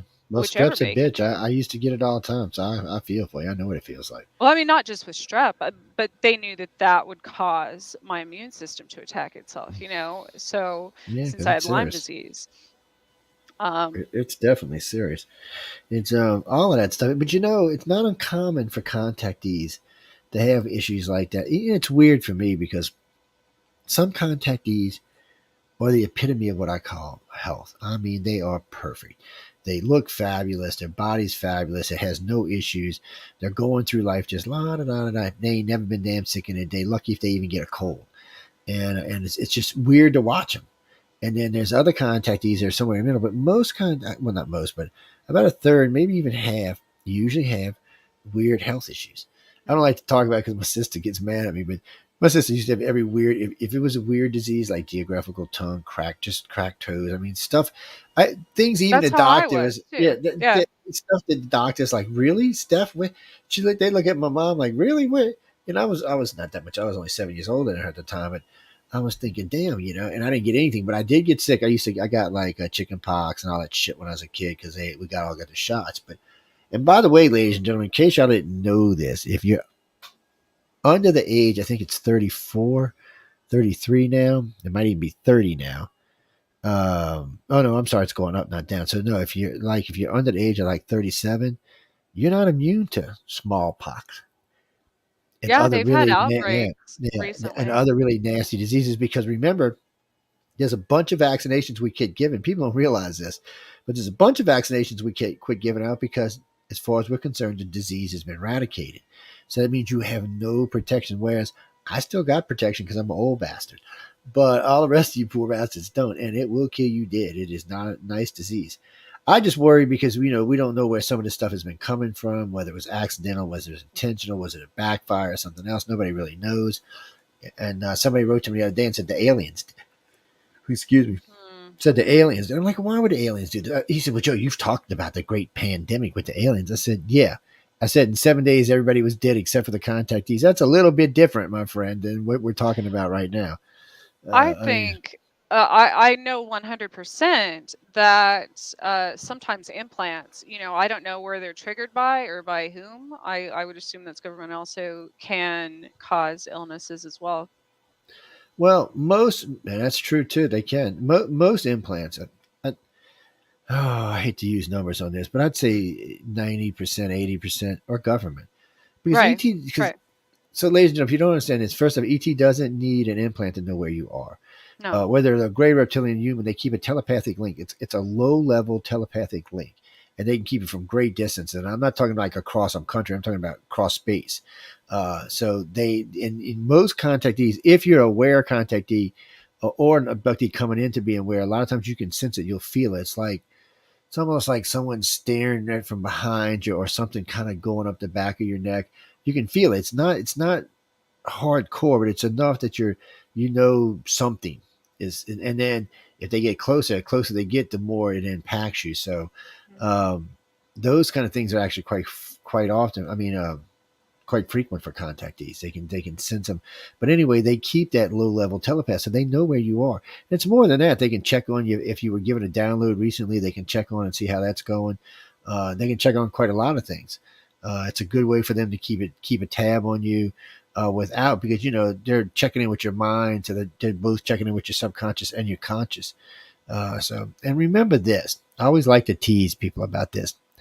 Think about the little gray who came to your house and took you out and brought you to the spaceship, okay?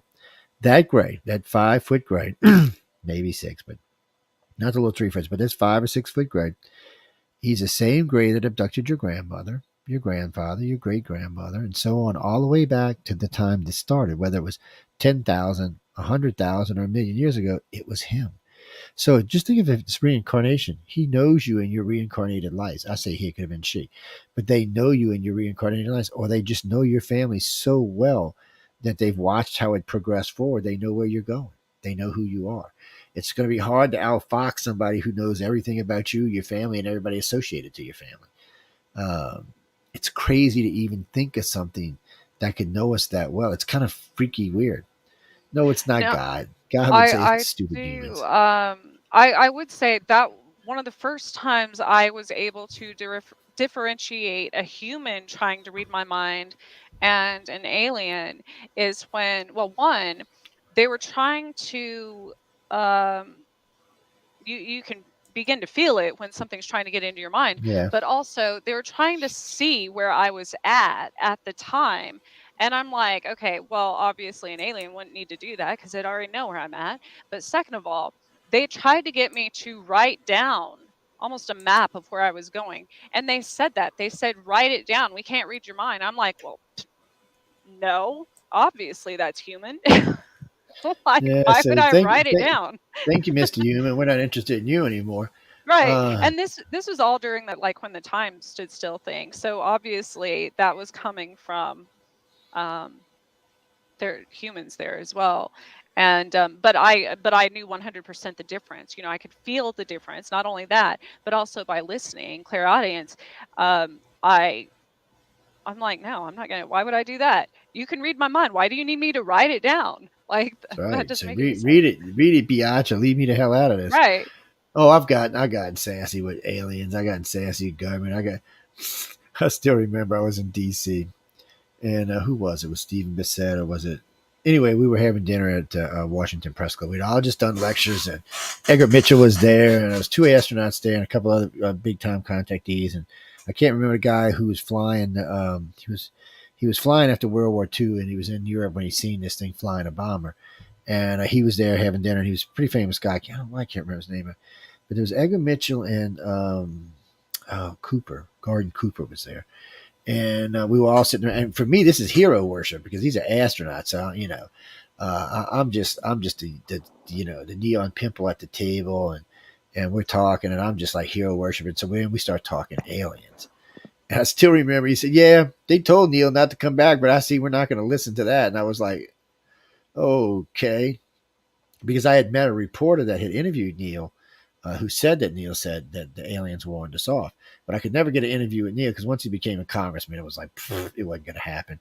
Especially when the station was named UFO Paranormal Radio, it's just not going to happen. But still, so I met the reporter that was pretty good, and then I met Gordon Cooper that was pretty good, and Edgar Mitchell, and they confirmed a lot of stuff for me. I watched a lot of that stuff growing up, and a lot of those Santa's here, reindeers here, all of that was UFO stuff. They talked about, because it Yeah. was Mercury, Gemini, and Apollo, and all three of the missions, all three of the different, because people don't realize, but there was a lot of shots that went up there. You had the Gemini missions and all the Mercury missions, and then finally all the Apollo missions, which was 17. And so they were just always up in space, always seeing something. He said a couple of times. He said, "Yeah, I'm cruising on, I'm laying back because the capsule. I think if it was Mercury, it's a Gemini. Anyway, the capsule was like nothing. It's like 6 foot by 4 foot, and it's nothing." He said it's like being in a coffin in space. He said, "I look up, and this thing's just hovering right over the top. I mean, it's huge compared to me. I'm thinking, oh shit, I'm gonna get sucked up." He said, "I still don't know what it is to this day." He said, "I don't want to say it's an alien craft." He said, "I'm not sure what else it could have been."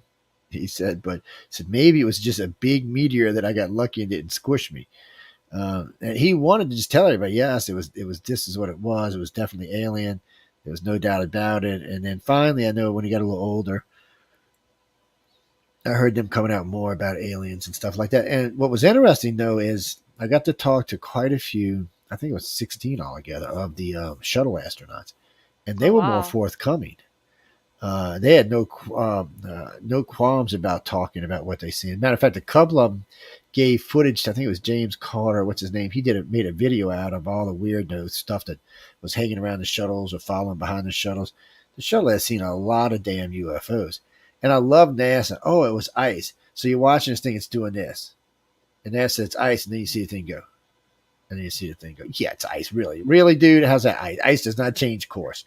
Unless something hits it, ice is not changing course. You're thinking, oh my God. It's, who wrote that? Y'all weirdos. Um, yeah, I got to see one of I don't know which one it was, but I remember bringing the black and white TV into the classroom. Tells you how old I am. And we watched it blast off into space. No, I was a kid. No, I was a young kid. No, indeed. Not how old do you think I am, man? Who wrote that They shit? showed Jeez. all of that in school back then. That they like there wasn't a filter on there was nobody trying to shelter kids back then because No. I remember even, we all gathered in like an assembly and had they wheeled in a TV during like the Gulf War and stuff. Like we were watching Baghdad be bombed in school. And nowadays things like that would be we watched yeah, a few of the shuttle launches. They nowadays that would be unheard of. Like that would be the school would be sued and Yeah, everyone be I was thinking I- too. It's like that school shooting. Somebody said, "Well, what'd you have done?" I said, "I would have walked in there and shot the little bastards." What I would have done. I wouldn't have waited for no 45 minutes. I said, as soon as I heard right. pop, pop, pop, I went and got Martha out the car and went into school and shot somebody. And they're like, really? And it proves my point so eloquently because the shooting up north today, the guy had a gun in the mall and shot the guy before he could do any more damage. The guy managed to kill 3 people, and then the guy shot him. See, people, y'all always bitch we shouldn't carry guns. If this guy wouldn't have been there with a gun, this would have been way There worse than what was it was. also one over the weekend at a convenience store, like a gas station. There were quite a few people there, and one of the civilians, one of the citizens there, was carrying and shot.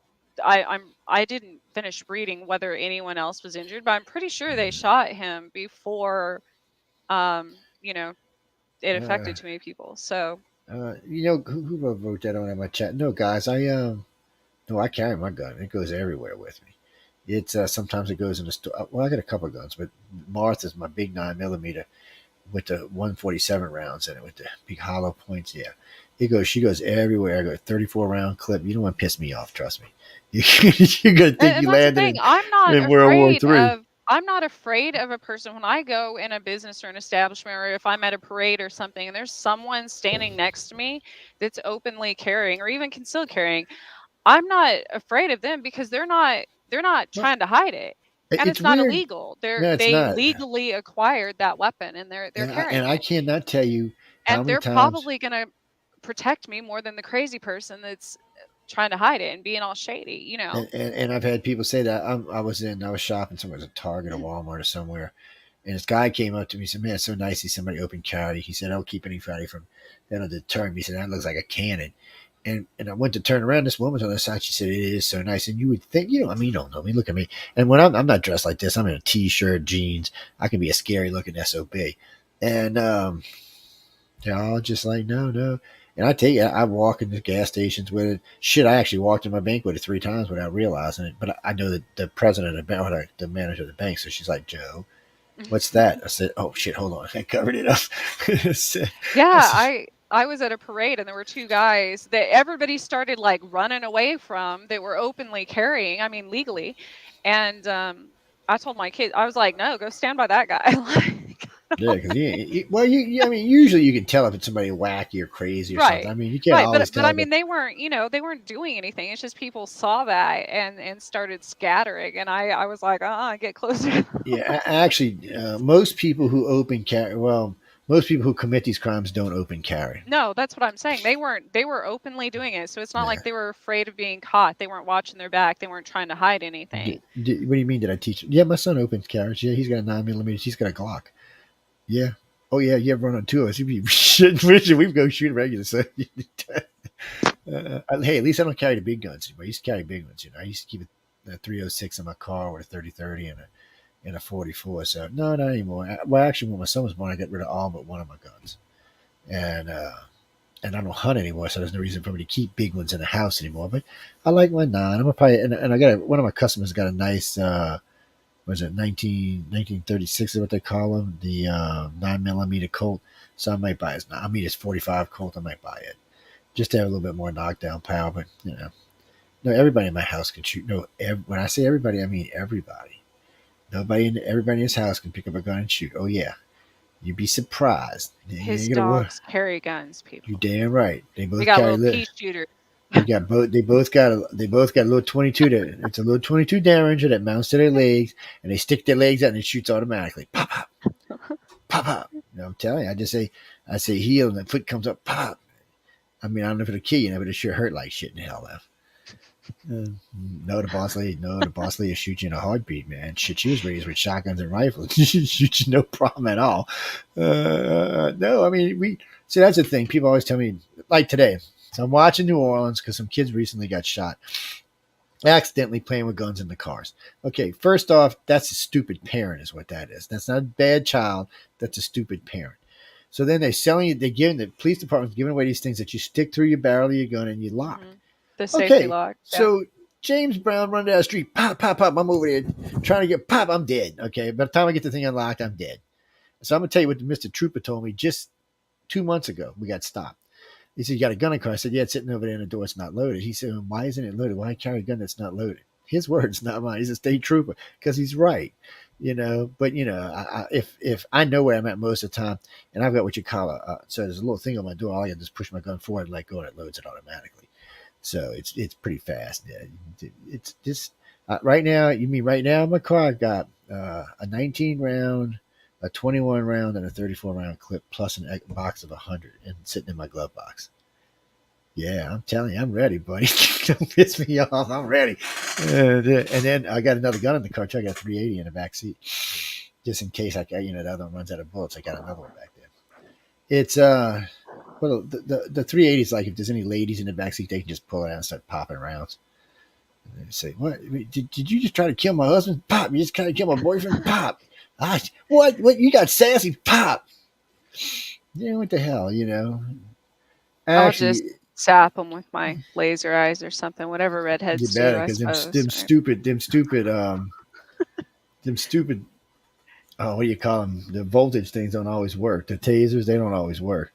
I got hit with what was it? Ungodly, like 250,000 volt taser. And I looked at the guy as I reached back to pull my gun out because I was going to shoot his dumb ass. I realized he was a cop. Oh, Uh, so that's another question. Why is it the government or aliens that use uh electricity, like shock people? that's an interesting question because I mean, shock the shit out of them that's so probably the many government that's times. using it. Yeah, that's probably the government that's using that. But it's weird because a lot of the ships have this weird familiar ozone smell when they're taking off and landing. I guess Oh, no, it's that's a space smell. It's very distinct. you can smell it. I mean, Yeah. uh, If you so talk to an astronaut, because I never knew what that was, and I smelled it in my house one time, and I was like, oh shit! I took off right away because it's very, very distinct. There's nothing like it, and the astronauts, they'll say the same. They say it smells like, that's the smell when they take off their when they decompress their helmets and everything. That's the smell it brings in. And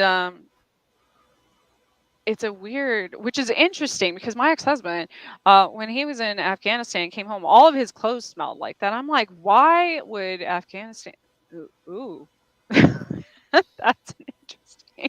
That Oh, is interesting. man.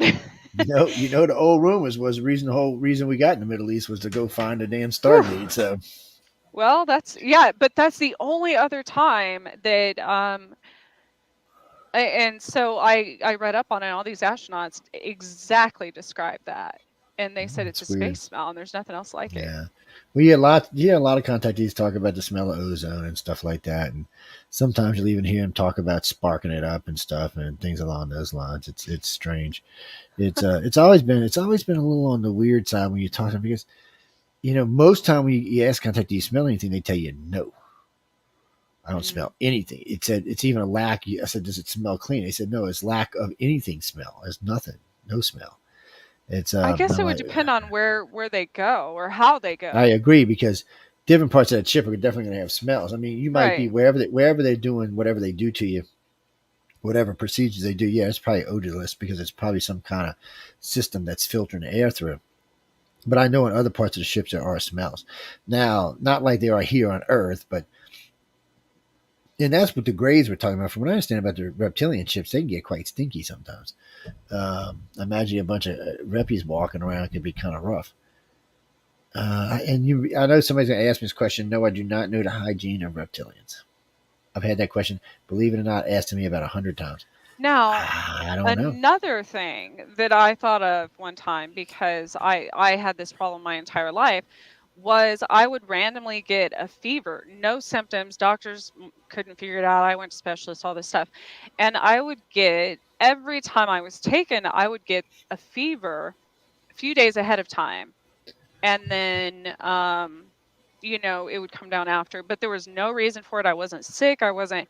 And so I was reading about astronauts one time, and this came across my radar, of course, that and now again, this is one of those things you're going to hear everybody else talking about in a few weeks. Scientists, everything are going to be like, oh my god, now contact. But here's what happened. In order to spend any time, even astronauts, outside of this ozone, or even if people go live on Mars and such, so you don't burn up in the atmosphere, you would have to raise your body temperature in order to do that. So the fact that my body temperature was being raised a few days before I was taken every single time, um, it was like it was preparing for a journey outside of this, you know, there's a atmosphere.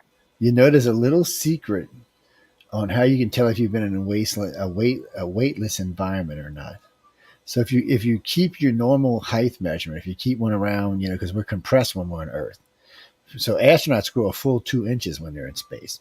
A full 2 inches. They're 2 inches taller when they come up. It compresses back, but just a limited amount of time in space. It doesn't have to be that long. You'll probably grow a quarter to a half inch.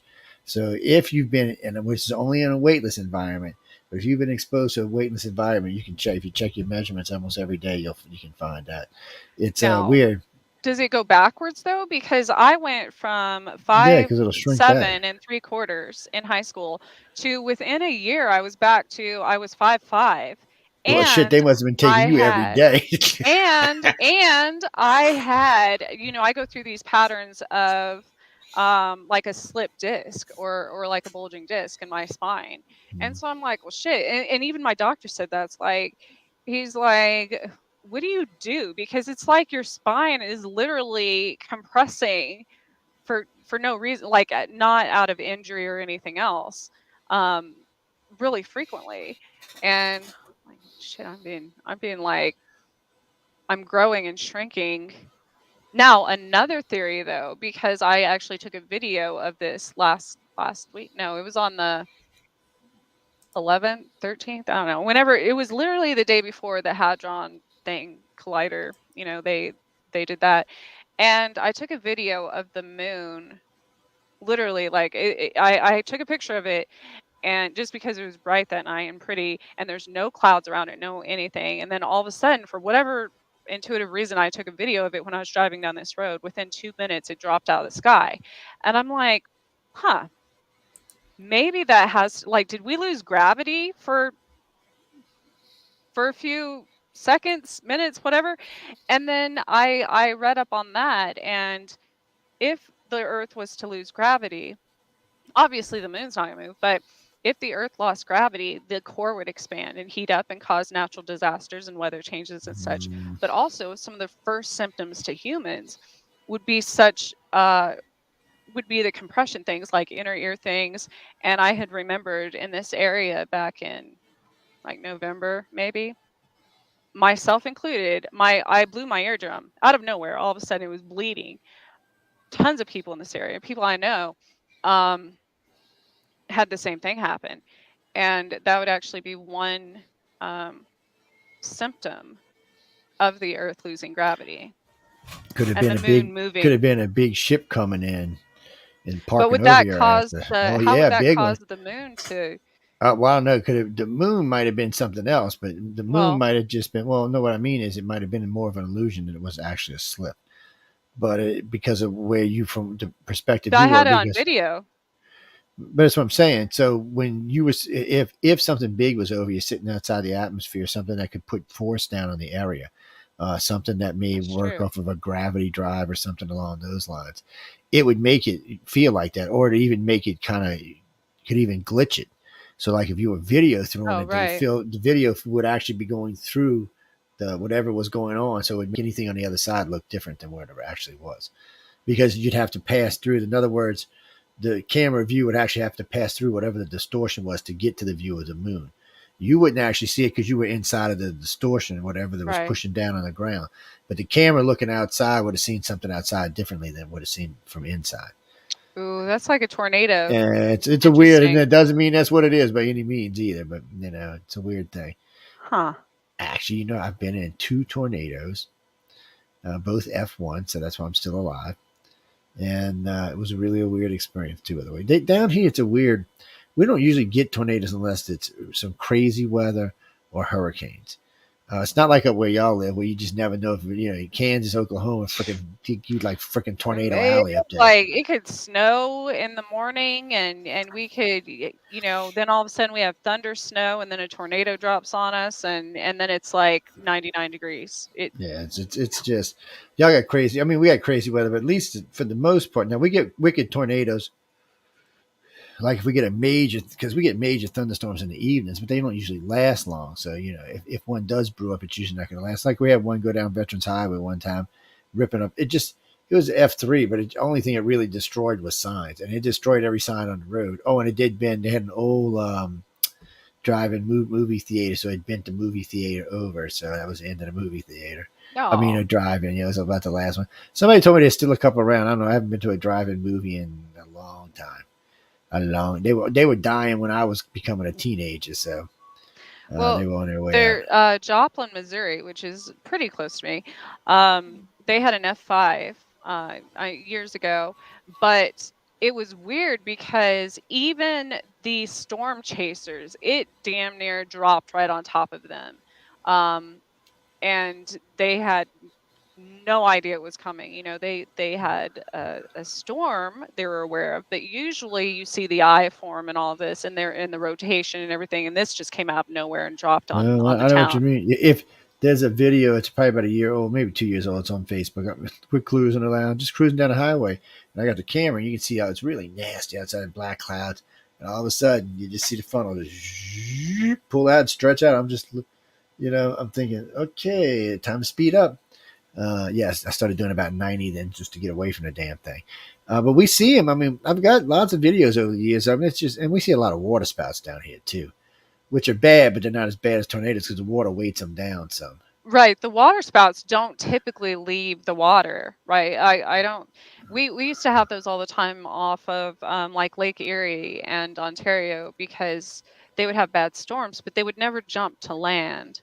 Well, these are cross land. Well, they won't. Actually, what they usually do down here is this little peninsula, jetty sticking out in the Gulf. when it hits that, it'll go across it. It might wreck up some stuff, but it really never makes it to the other side. It usually dissipates before it gets to Right. the other side. All the big stuff in the way. Oh shit! It's a quarter after. Oh, we gotta go, people. I You see, it's y'all's fault. We were just chatting, people, minding our own business. Hey, we're not late. I mean, we only got 1 minute 54 seconds, and we got some commercials to play for you crazies anyway. But I will be back on. I'm on Mondays, Wednesdays, Fridays, and every other Saturday. When the boss lady lets me do radio, Michelle. Yes, Michelle. Don't y'all don't be talking about Michelle. Damn, people. I adore Michelle. She's Michelle, my man. amazing. She's my buddy. She takes a good care of the station, and we got a lot of good stuff going on too, ladies and gentlemen. So don't forget. Oh, we're going to be doing. I'm working with some local friends, and we're going to be doing some local stuff. When I say local, it's going to be from like Baton Rouge, Louisiana, all the way down to like Gulf Shores of Pensacola, Alabama. So now, anybody who wants to come speak, it's free to come down and speak. Just let us know ahead of time, and we'll let you know where we're going to be because we're going to do a few of them. And then in tables and all, that'll probably be a charge for. But for the first one or two, maybe even three conferences, we're going to bring in people, let them speak for free until we can get it going enough to where we want to pay whoever we want to bring. But it's not as important to us. We're not going to be bringing in a lot of the mainstream ufology because, frankly, we've heard everything they have to say, so it's kind of a waste of time. We're going to be bringing in more people who are actually, how can I say this correctly or politely, in the chit, in the know. More abductees and contactees. And if we bring in paranormal people, it's going to be people who are really into the deep, into the different things. I might even bring a voodoo priestess on. I know a few of them. Actually, what's her name? Her boyfriend used to be on a network, Bloody Mary. Yes, y'all can come check her out. We'll ask her to come speak to. And so, I mean, it's for us, it's different because we live in a deep south. So there's a lot of spooky wooky. Savannah, Georgia's haunted as all hell. St. Augustine, old city in the United States, is haunted as all hell. New Orleans is haunted as all hell. And thanks to Katrina, it compressed all the ghosts into the old city. So it's really haunted now. Oh, that reminds me of the Georgia, the Guidestones Mm-hmm. being vandalized, what, like a week Oh, I know. ago, I 2 did. weeks Yeah, I ago? did hear that too. Oh, I'm glad you brought up Yeah. Georgia too, because I will be in Atlanta September 1st through September 5th. I will be up there for Dragon Con if anyone wants to come over and hang out. Uh, all I can tell you now, if you plan on coming out, you better book your own now, because from what I hear about Dragon Con, it's Monster Con. It takes up 5 hotels in all of downtown What? Atlanta. I Yes.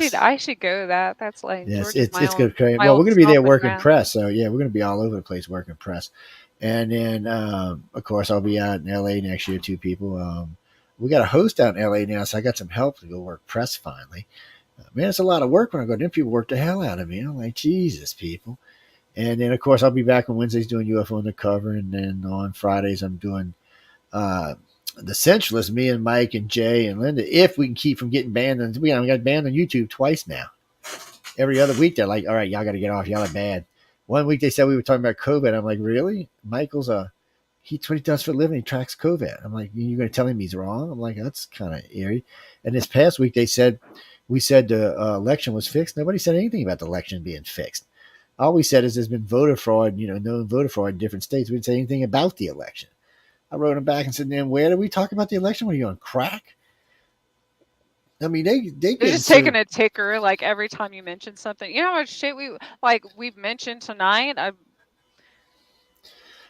If we I don't edited this understand for it. YouTube, it'd be like beep, beep, beep, and we're not even Yeah, cussing. That would just be yeah. from I've gotten to the point where YouTube. I was telling this to Michelle the other day. I said, if something don't change with YouTube, we're just gonna not even bother with them anymore. It's we'll go to one of the. There's several other video venues out there. We might just go to Vizzo or Paula or somebody else because it's gotten to where you can't really do work. I mean, we do news. We do the truth, and a lot of the stuff we talk about on a lot of the other shows is on edge stuff. And if we can't talk about edgy stuff on YouTube, why have YouTube? yeah, I mean, if you remember what happened to MTV. MTV was the best music place ever to be invented, and yeah. now if you would die before you hear music on MTV now. Oh, I miss it. I I miss mean, the there's no 80s music. and the There's all 90s. kind of stupid programs on there, most of which you couldn't even pay me money to watch. I want my music back. You ever remember the song? I want my MTV. I want fucking Hmm. MTV back. It was like the VH1's difference cool, but between VH1 and MTV back in the day, because VH1 was much stricter. You didn't see all the like taboo stuff as that's right. MTV had. And every time a video was banned, it was always on VH1, but MTV would I know, and now we can't even get MTV to still play a play damn it. video. I was like, just I bet a friend of mine who was at his house. He said, "Oh no, they still play videos. We watch for 3 hours, never see one video." I said, "Well, Yeah, call me when they play I've the never next seen one video." either. I don't know where they play these, but Yeah, maybe they should do MTV too and have all videos again. Or maybe they can't afford to pay the. I don't know. I don't know what happened, but I know it's not what it used to be. Is all I can tell y'all. Uh, what's that, Christopher? What's a teeny bopper thing? Yeah, well, I guess it is, but still, I like music. I don't think it matters what age you are. Whether you're 15 well, or and the fact that that's what it 150. was, like, originated. It was Yeah, music. It was the music television network or whatever. It wasn't. yeah. That's what it was originally made for. It was Not. great too when it first came out. It was great, man. We used to veg out, man. Oh, Yeah. people, we'd go out all night, come stumbling in 2 or 3 o'clock, 4 o'clock in the morning, ripped out of our mind, flip on MTV, find us All all still. summer between music videos and that, we would also watch was it TNT or TBS that had Up All Night, and they would have those low budget, like, Oh yeah, I know what you're talking about. horror films. Yeah, they'd have horror films, they'd have sci-fi film, and then they had that Mhm. stupid guy who was always wanting to talk in the film while you were watching it. I was like, I was watching that one night, dude, and I said, you know what, I'm going to go find this guy and just beat him in the head with something. My Well, they friends like, had the annoying, they had like, um what's that lady from? They had Gilbert Godfrey. I remember her or They him actually. had they So had well, they had the blonde lady. I don't remember her name, but she did the, like, Up All Night. yeah, I And I said, remember, because we weren't supposed, like, our parents didn't know we were watching that, because sometimes there'd be like nudity or cussing or what. It was probably yeah, whatever's on that terrible, thing. whatever. Well, cable was a neat invention. I remember my mom said, "What's cable?" I said, "Mom, we gotta have cable." She's like, "What is?" I said, "Well, we need cable." And fortunately, I mean, I just moved out when cable came to where we live, so I was like, "We're getting cable." I said, "I don't get shit if we don't have food. We're getting cable." I don't get, it So was cheap back then. Now it's ridiculous. what's crazy though is all these things that have happened in my life, I would tell my parents or talk to my parents about or whatever. And my that happen in my reality, like my actual life. And my mom, because I haven't really watched TV that much as an adult. I really don't ever watch TV.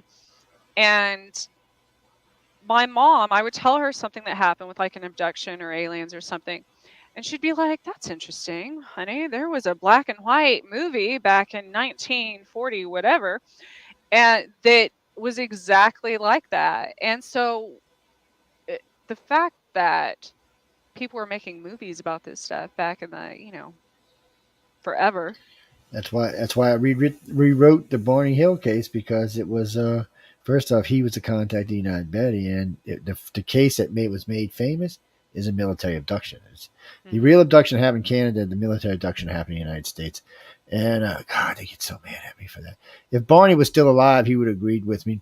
Betty never got mad at me about it, but she never wanted to talk about it. One of her regulars, what's her? I can't remember her name right now. We were pretty good friends, but she used to interview her all the time, and I said, "Boo, stop that! You're doing damage to the field." I said, "She's not the contactee, and I can prove it." And I said, "She's not the one that they." I mean, Barney was in psychological help from a young age. This guy knew colonels. I mean, he had a colonel living in his guest house, which amazed me that a guy who was a post office had a guest house. He knew 2 or 3 other colonels. He was invited. This was a mixed couple, and they were invited to the White House for dinner. Back then, That's unheard of. that's just unheard of. And the fact that they got no flack for being a black and white couple, especially since they both said they'd been taken by aliens, was amazing. It was amazing. So I mean, it was different. They had been watching Barney since he was a young man. They knew he had been being taken, and they found that that's why they were watching him. And when it happened, and in Canada, they waited till he came home and he zapped him as soon as he crossed the border. I mean, it's his own words. They pulled over his car. This thing landed.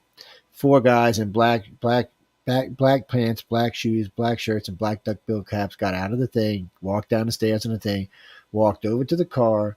Um, They said that something at first they said something touched the car, like something. It sounded like they had shorted out the car with electricity. Yep. Went over there, took him out, walked him, looped their arms underneath him, walked him back across the street, walked him up the stairs. When they got in, Betty said stuff like swinging doors, like hospital doors, pull down maps, pull out drawers. That's period stuff for the 1960s and early 1970s that would have been in like a hospital or a building or something like that's period. It's not alien though.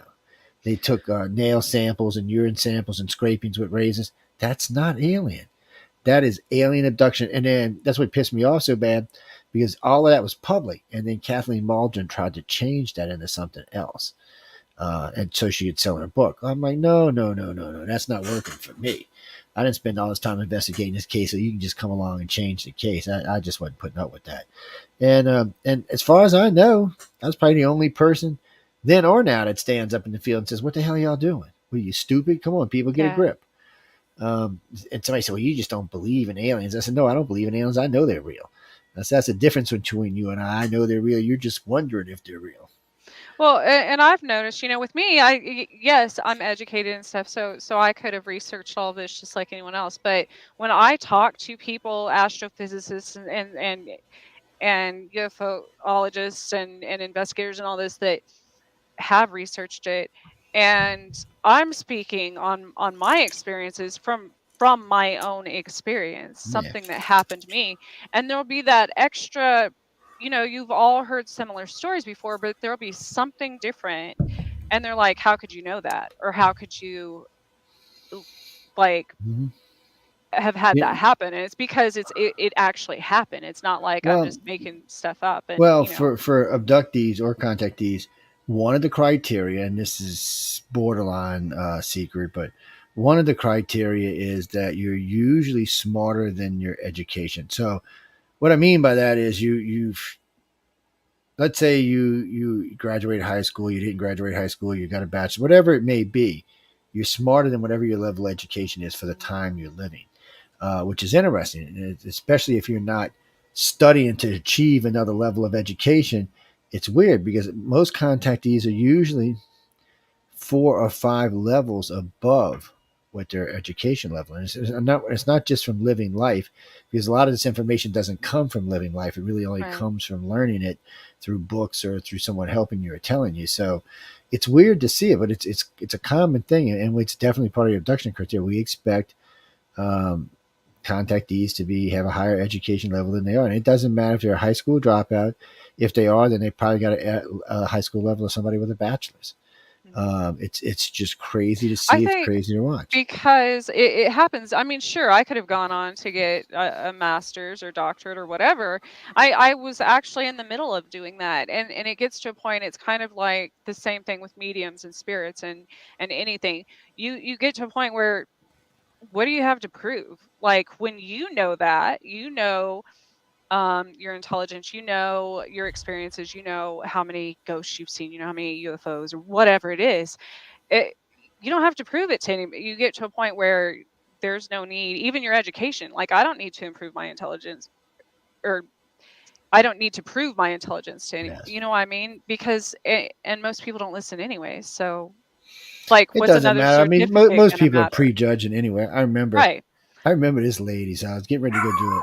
Oh, the chihuahuas are alive. So I got to make it quick anyway. But I was getting ready to getting ready for a lecture. And earlier that day, I was bumming around. I was in tennis shoes and some old raggedy jeans and an old raggedy T-shirt because I was messing around in the car and stuff. So this lady said, "Oh, he just looks." She said this to her friend. Why would he be here? He just looks like some bum off the street." Blah blah blah. Which that's fine. I mean, when I'm in work clothes, I look like a bum off the street, and it ain't gonna hurt my feelings. And he said she's just talking. I mean, she's just being nasty, rude. So later that evening, I'm getting ready to get on stage to talk, and she's in the audience. She's in the front row. And I get on stage, and she's like, "Well, I thought that Joe guy was going to be up here." And I said, "I am the Joe guy." She said, Yeah. "No, I met Joe earlier. He was out by the car working." I said, "That was me." I said, "You should never judge a book by its cover." Because Yeah. I'm in a 3-piece suit at this point. I'm decked out. I got screens going. I'm in the middle of a series. And she was just, and I'm thinking, you just never know. And I tell this to people all the time, you never know who you're talking to, ever. No. And people do that with me all the time. You know, I've got tattoos and shave half my head and all this stuff, and they automatically assume that I'm just like some You white know, trash, when I was young, unintelligent I was when person. I was in the Navy, I was guilty about giving people with tattoos shit. I gotta be honest about it. But now, I got lots of friends that have tattoos, so it's a different world for me. But In ancient times, only royalty was allowed to have yeah, tattoos. and you know what was funny? I was gonna get one when I was in the Navy because I had one all picked out that I really liked. And I was really shit faced one night, and I got to thinking. I said, Joe, you really gonna like this? Is your girlfriend gonna like this? Are you gonna like this when you're 40? Or I'm thinking, oh shit. Then I got to thinking about it. And I chickened out. I was like, no, this ain't happening. This ain't happening. And it's a good thing too, because honestly, today I'd hate it. I really would. I wouldn't hate it because it was a tat. I just hate it because of what it represented at the time, which was stupidity on my part. That would be about the best way of saying that. But all my friends I got beat. That's like, what you doing, babe? No, there's no cat. Why, you hear a cat? It must be outside. And I mean, that damn cat didn't come back. We had a kitten running around somewhere straight we ain't been able to find. Um, all of it's strange, and I tell people, oh, just Whoa, I don't just heard it's judge in your people. wall. It might be in my wall, and no telling where it is. But I hear it was outside the other night, but I couldn't In your find wall, it. or like it's stuck somewhere. Yeah, I'm gonna have to go track it down, or I won't be able to sleep Do you all have like a night. chimney or something? No, but underneath parts of the house Oh, underneath are underneath open. that. Yes, yes. It's either underneath the house. It's stuck somewhere. Yeah, hopefully your mom will go find it. I think And it's a. I think it might be a family. yeah, it might be because they were upstairs, and then they got all wet, and then they went underneath some lumber that was underneath the house downstairs. That's where they stayed. But then my business partner has been working on the house while I'm in the city. It say probably scared him. And they see him. They're going to tell you this before we go. He got a big cobra on his gut. It comes from here, all the way down to where. So we were working on this roof one day, and it's a porn store. Is what it is. And we're working on this roof, redoing the roof. And this guy comes up and sees him up there. And Sam comes down in the genealogy, and the guy's staring at him. And Sam goes back up. Oh, I said, I can arrange a date for X amount. I said, I see you really like that snake on his belly, right? The guy turned red. I mean, fucking turned red like fire truck red. And I'm like, yeah, now I can arrange a date for him. And this dude was about. My son was laughing his ass. This dude was about to pass out.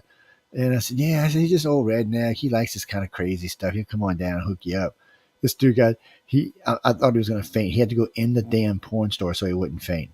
Sam comes down off the roof and stuff. He said, you bastard, I can't believe you were trying to pimp me off, man.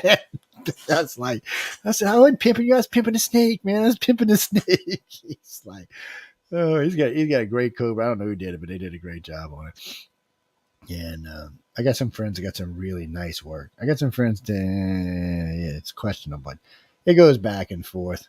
And, Well, usually they, well, I know with mine anyways, I got them, I didn't know it at the time when I was getting them when I was younger, but I got them to remember something. So a lot of times it has something to do with your ancestry or yeah, past well, that's a good lives or idea. whatever. And that's why I think they were forbidden from anything but royalty back in the day because they did help you remember.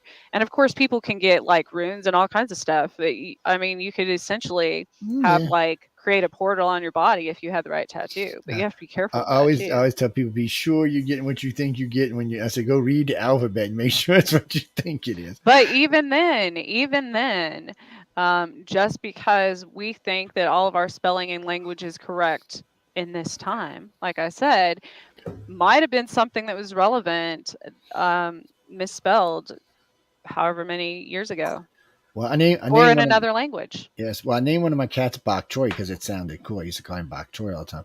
If y'all don't know what Bok Choy is, people, it's cabbage. That's what it is. It's cabbage. Notice I had this whole thing of what it meant, and then one day I don't know where I was, and I looked it up, and I'm like, cabbage? What? Someone to kill a cat now? The cat gotta go, man. The cat gotta go. But I know we got to get out of here because it's already 10:30. But I had a blast. I'll let you take us out. I ain't even gonna play no promos. I'll do that tomorrow, man. Yes, it is always a pleasure, Joe. I was excited that you agreed to come on since I had my cancellation, and we haven't, the last time I was on your show, I was in the middle of a really bad storm, and of Mm, course like my computer glitch and hasn't been doing that lately. So knock on wood, that's now it good. might Yes, start. don't be bragging. It should be flowing up next day.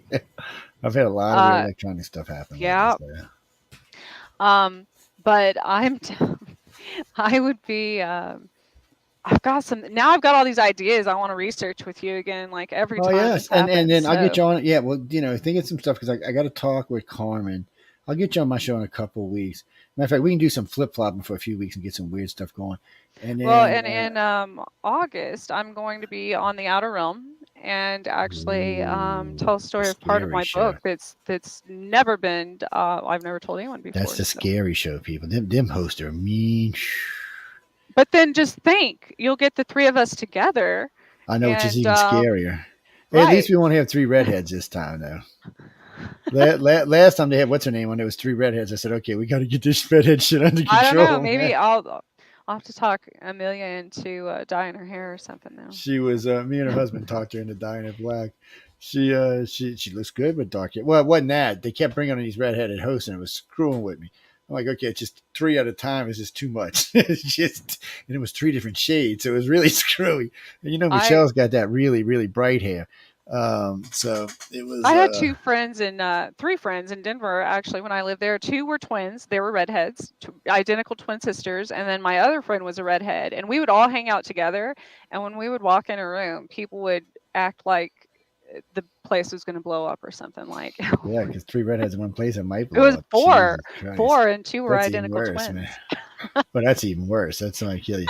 We out of here, people. We see. Well, she'll see you next Monday. I'll see you Yes. Wednesday. I don't even know who's coming on this Wednesday. I have to check with Carmen. And before anybody asks, yes, we're still. I've got three more Writers of the Futures to do, and then we're done with Writers of the Future, and we're back to. Well, actually, it'll probably be alien abduction stuff for the rest of the year. So, ooh, and you know what? We're only how many days from Halloween? Dun dun dun. Yeah, I know we're closer. I'm so That's excited. right. We're in the middle of July. We halfway. Well, we're more than halfway there now. We're like 2 months out. But we got to go. Tell everybody bye so we can get out of here. Yes, thank you for listening. Thank Carnation as well. I almost forgot about that. Goodness. Yes, which is in my Um, coffee. and have a good week, everyone. Be safe. And obviously, follow up on our website for all of the upcoming events. There's a lot of exciting things happening. We'll And see everyone next week. yes, don't get no vampires pregnant either. I'm just saying. What?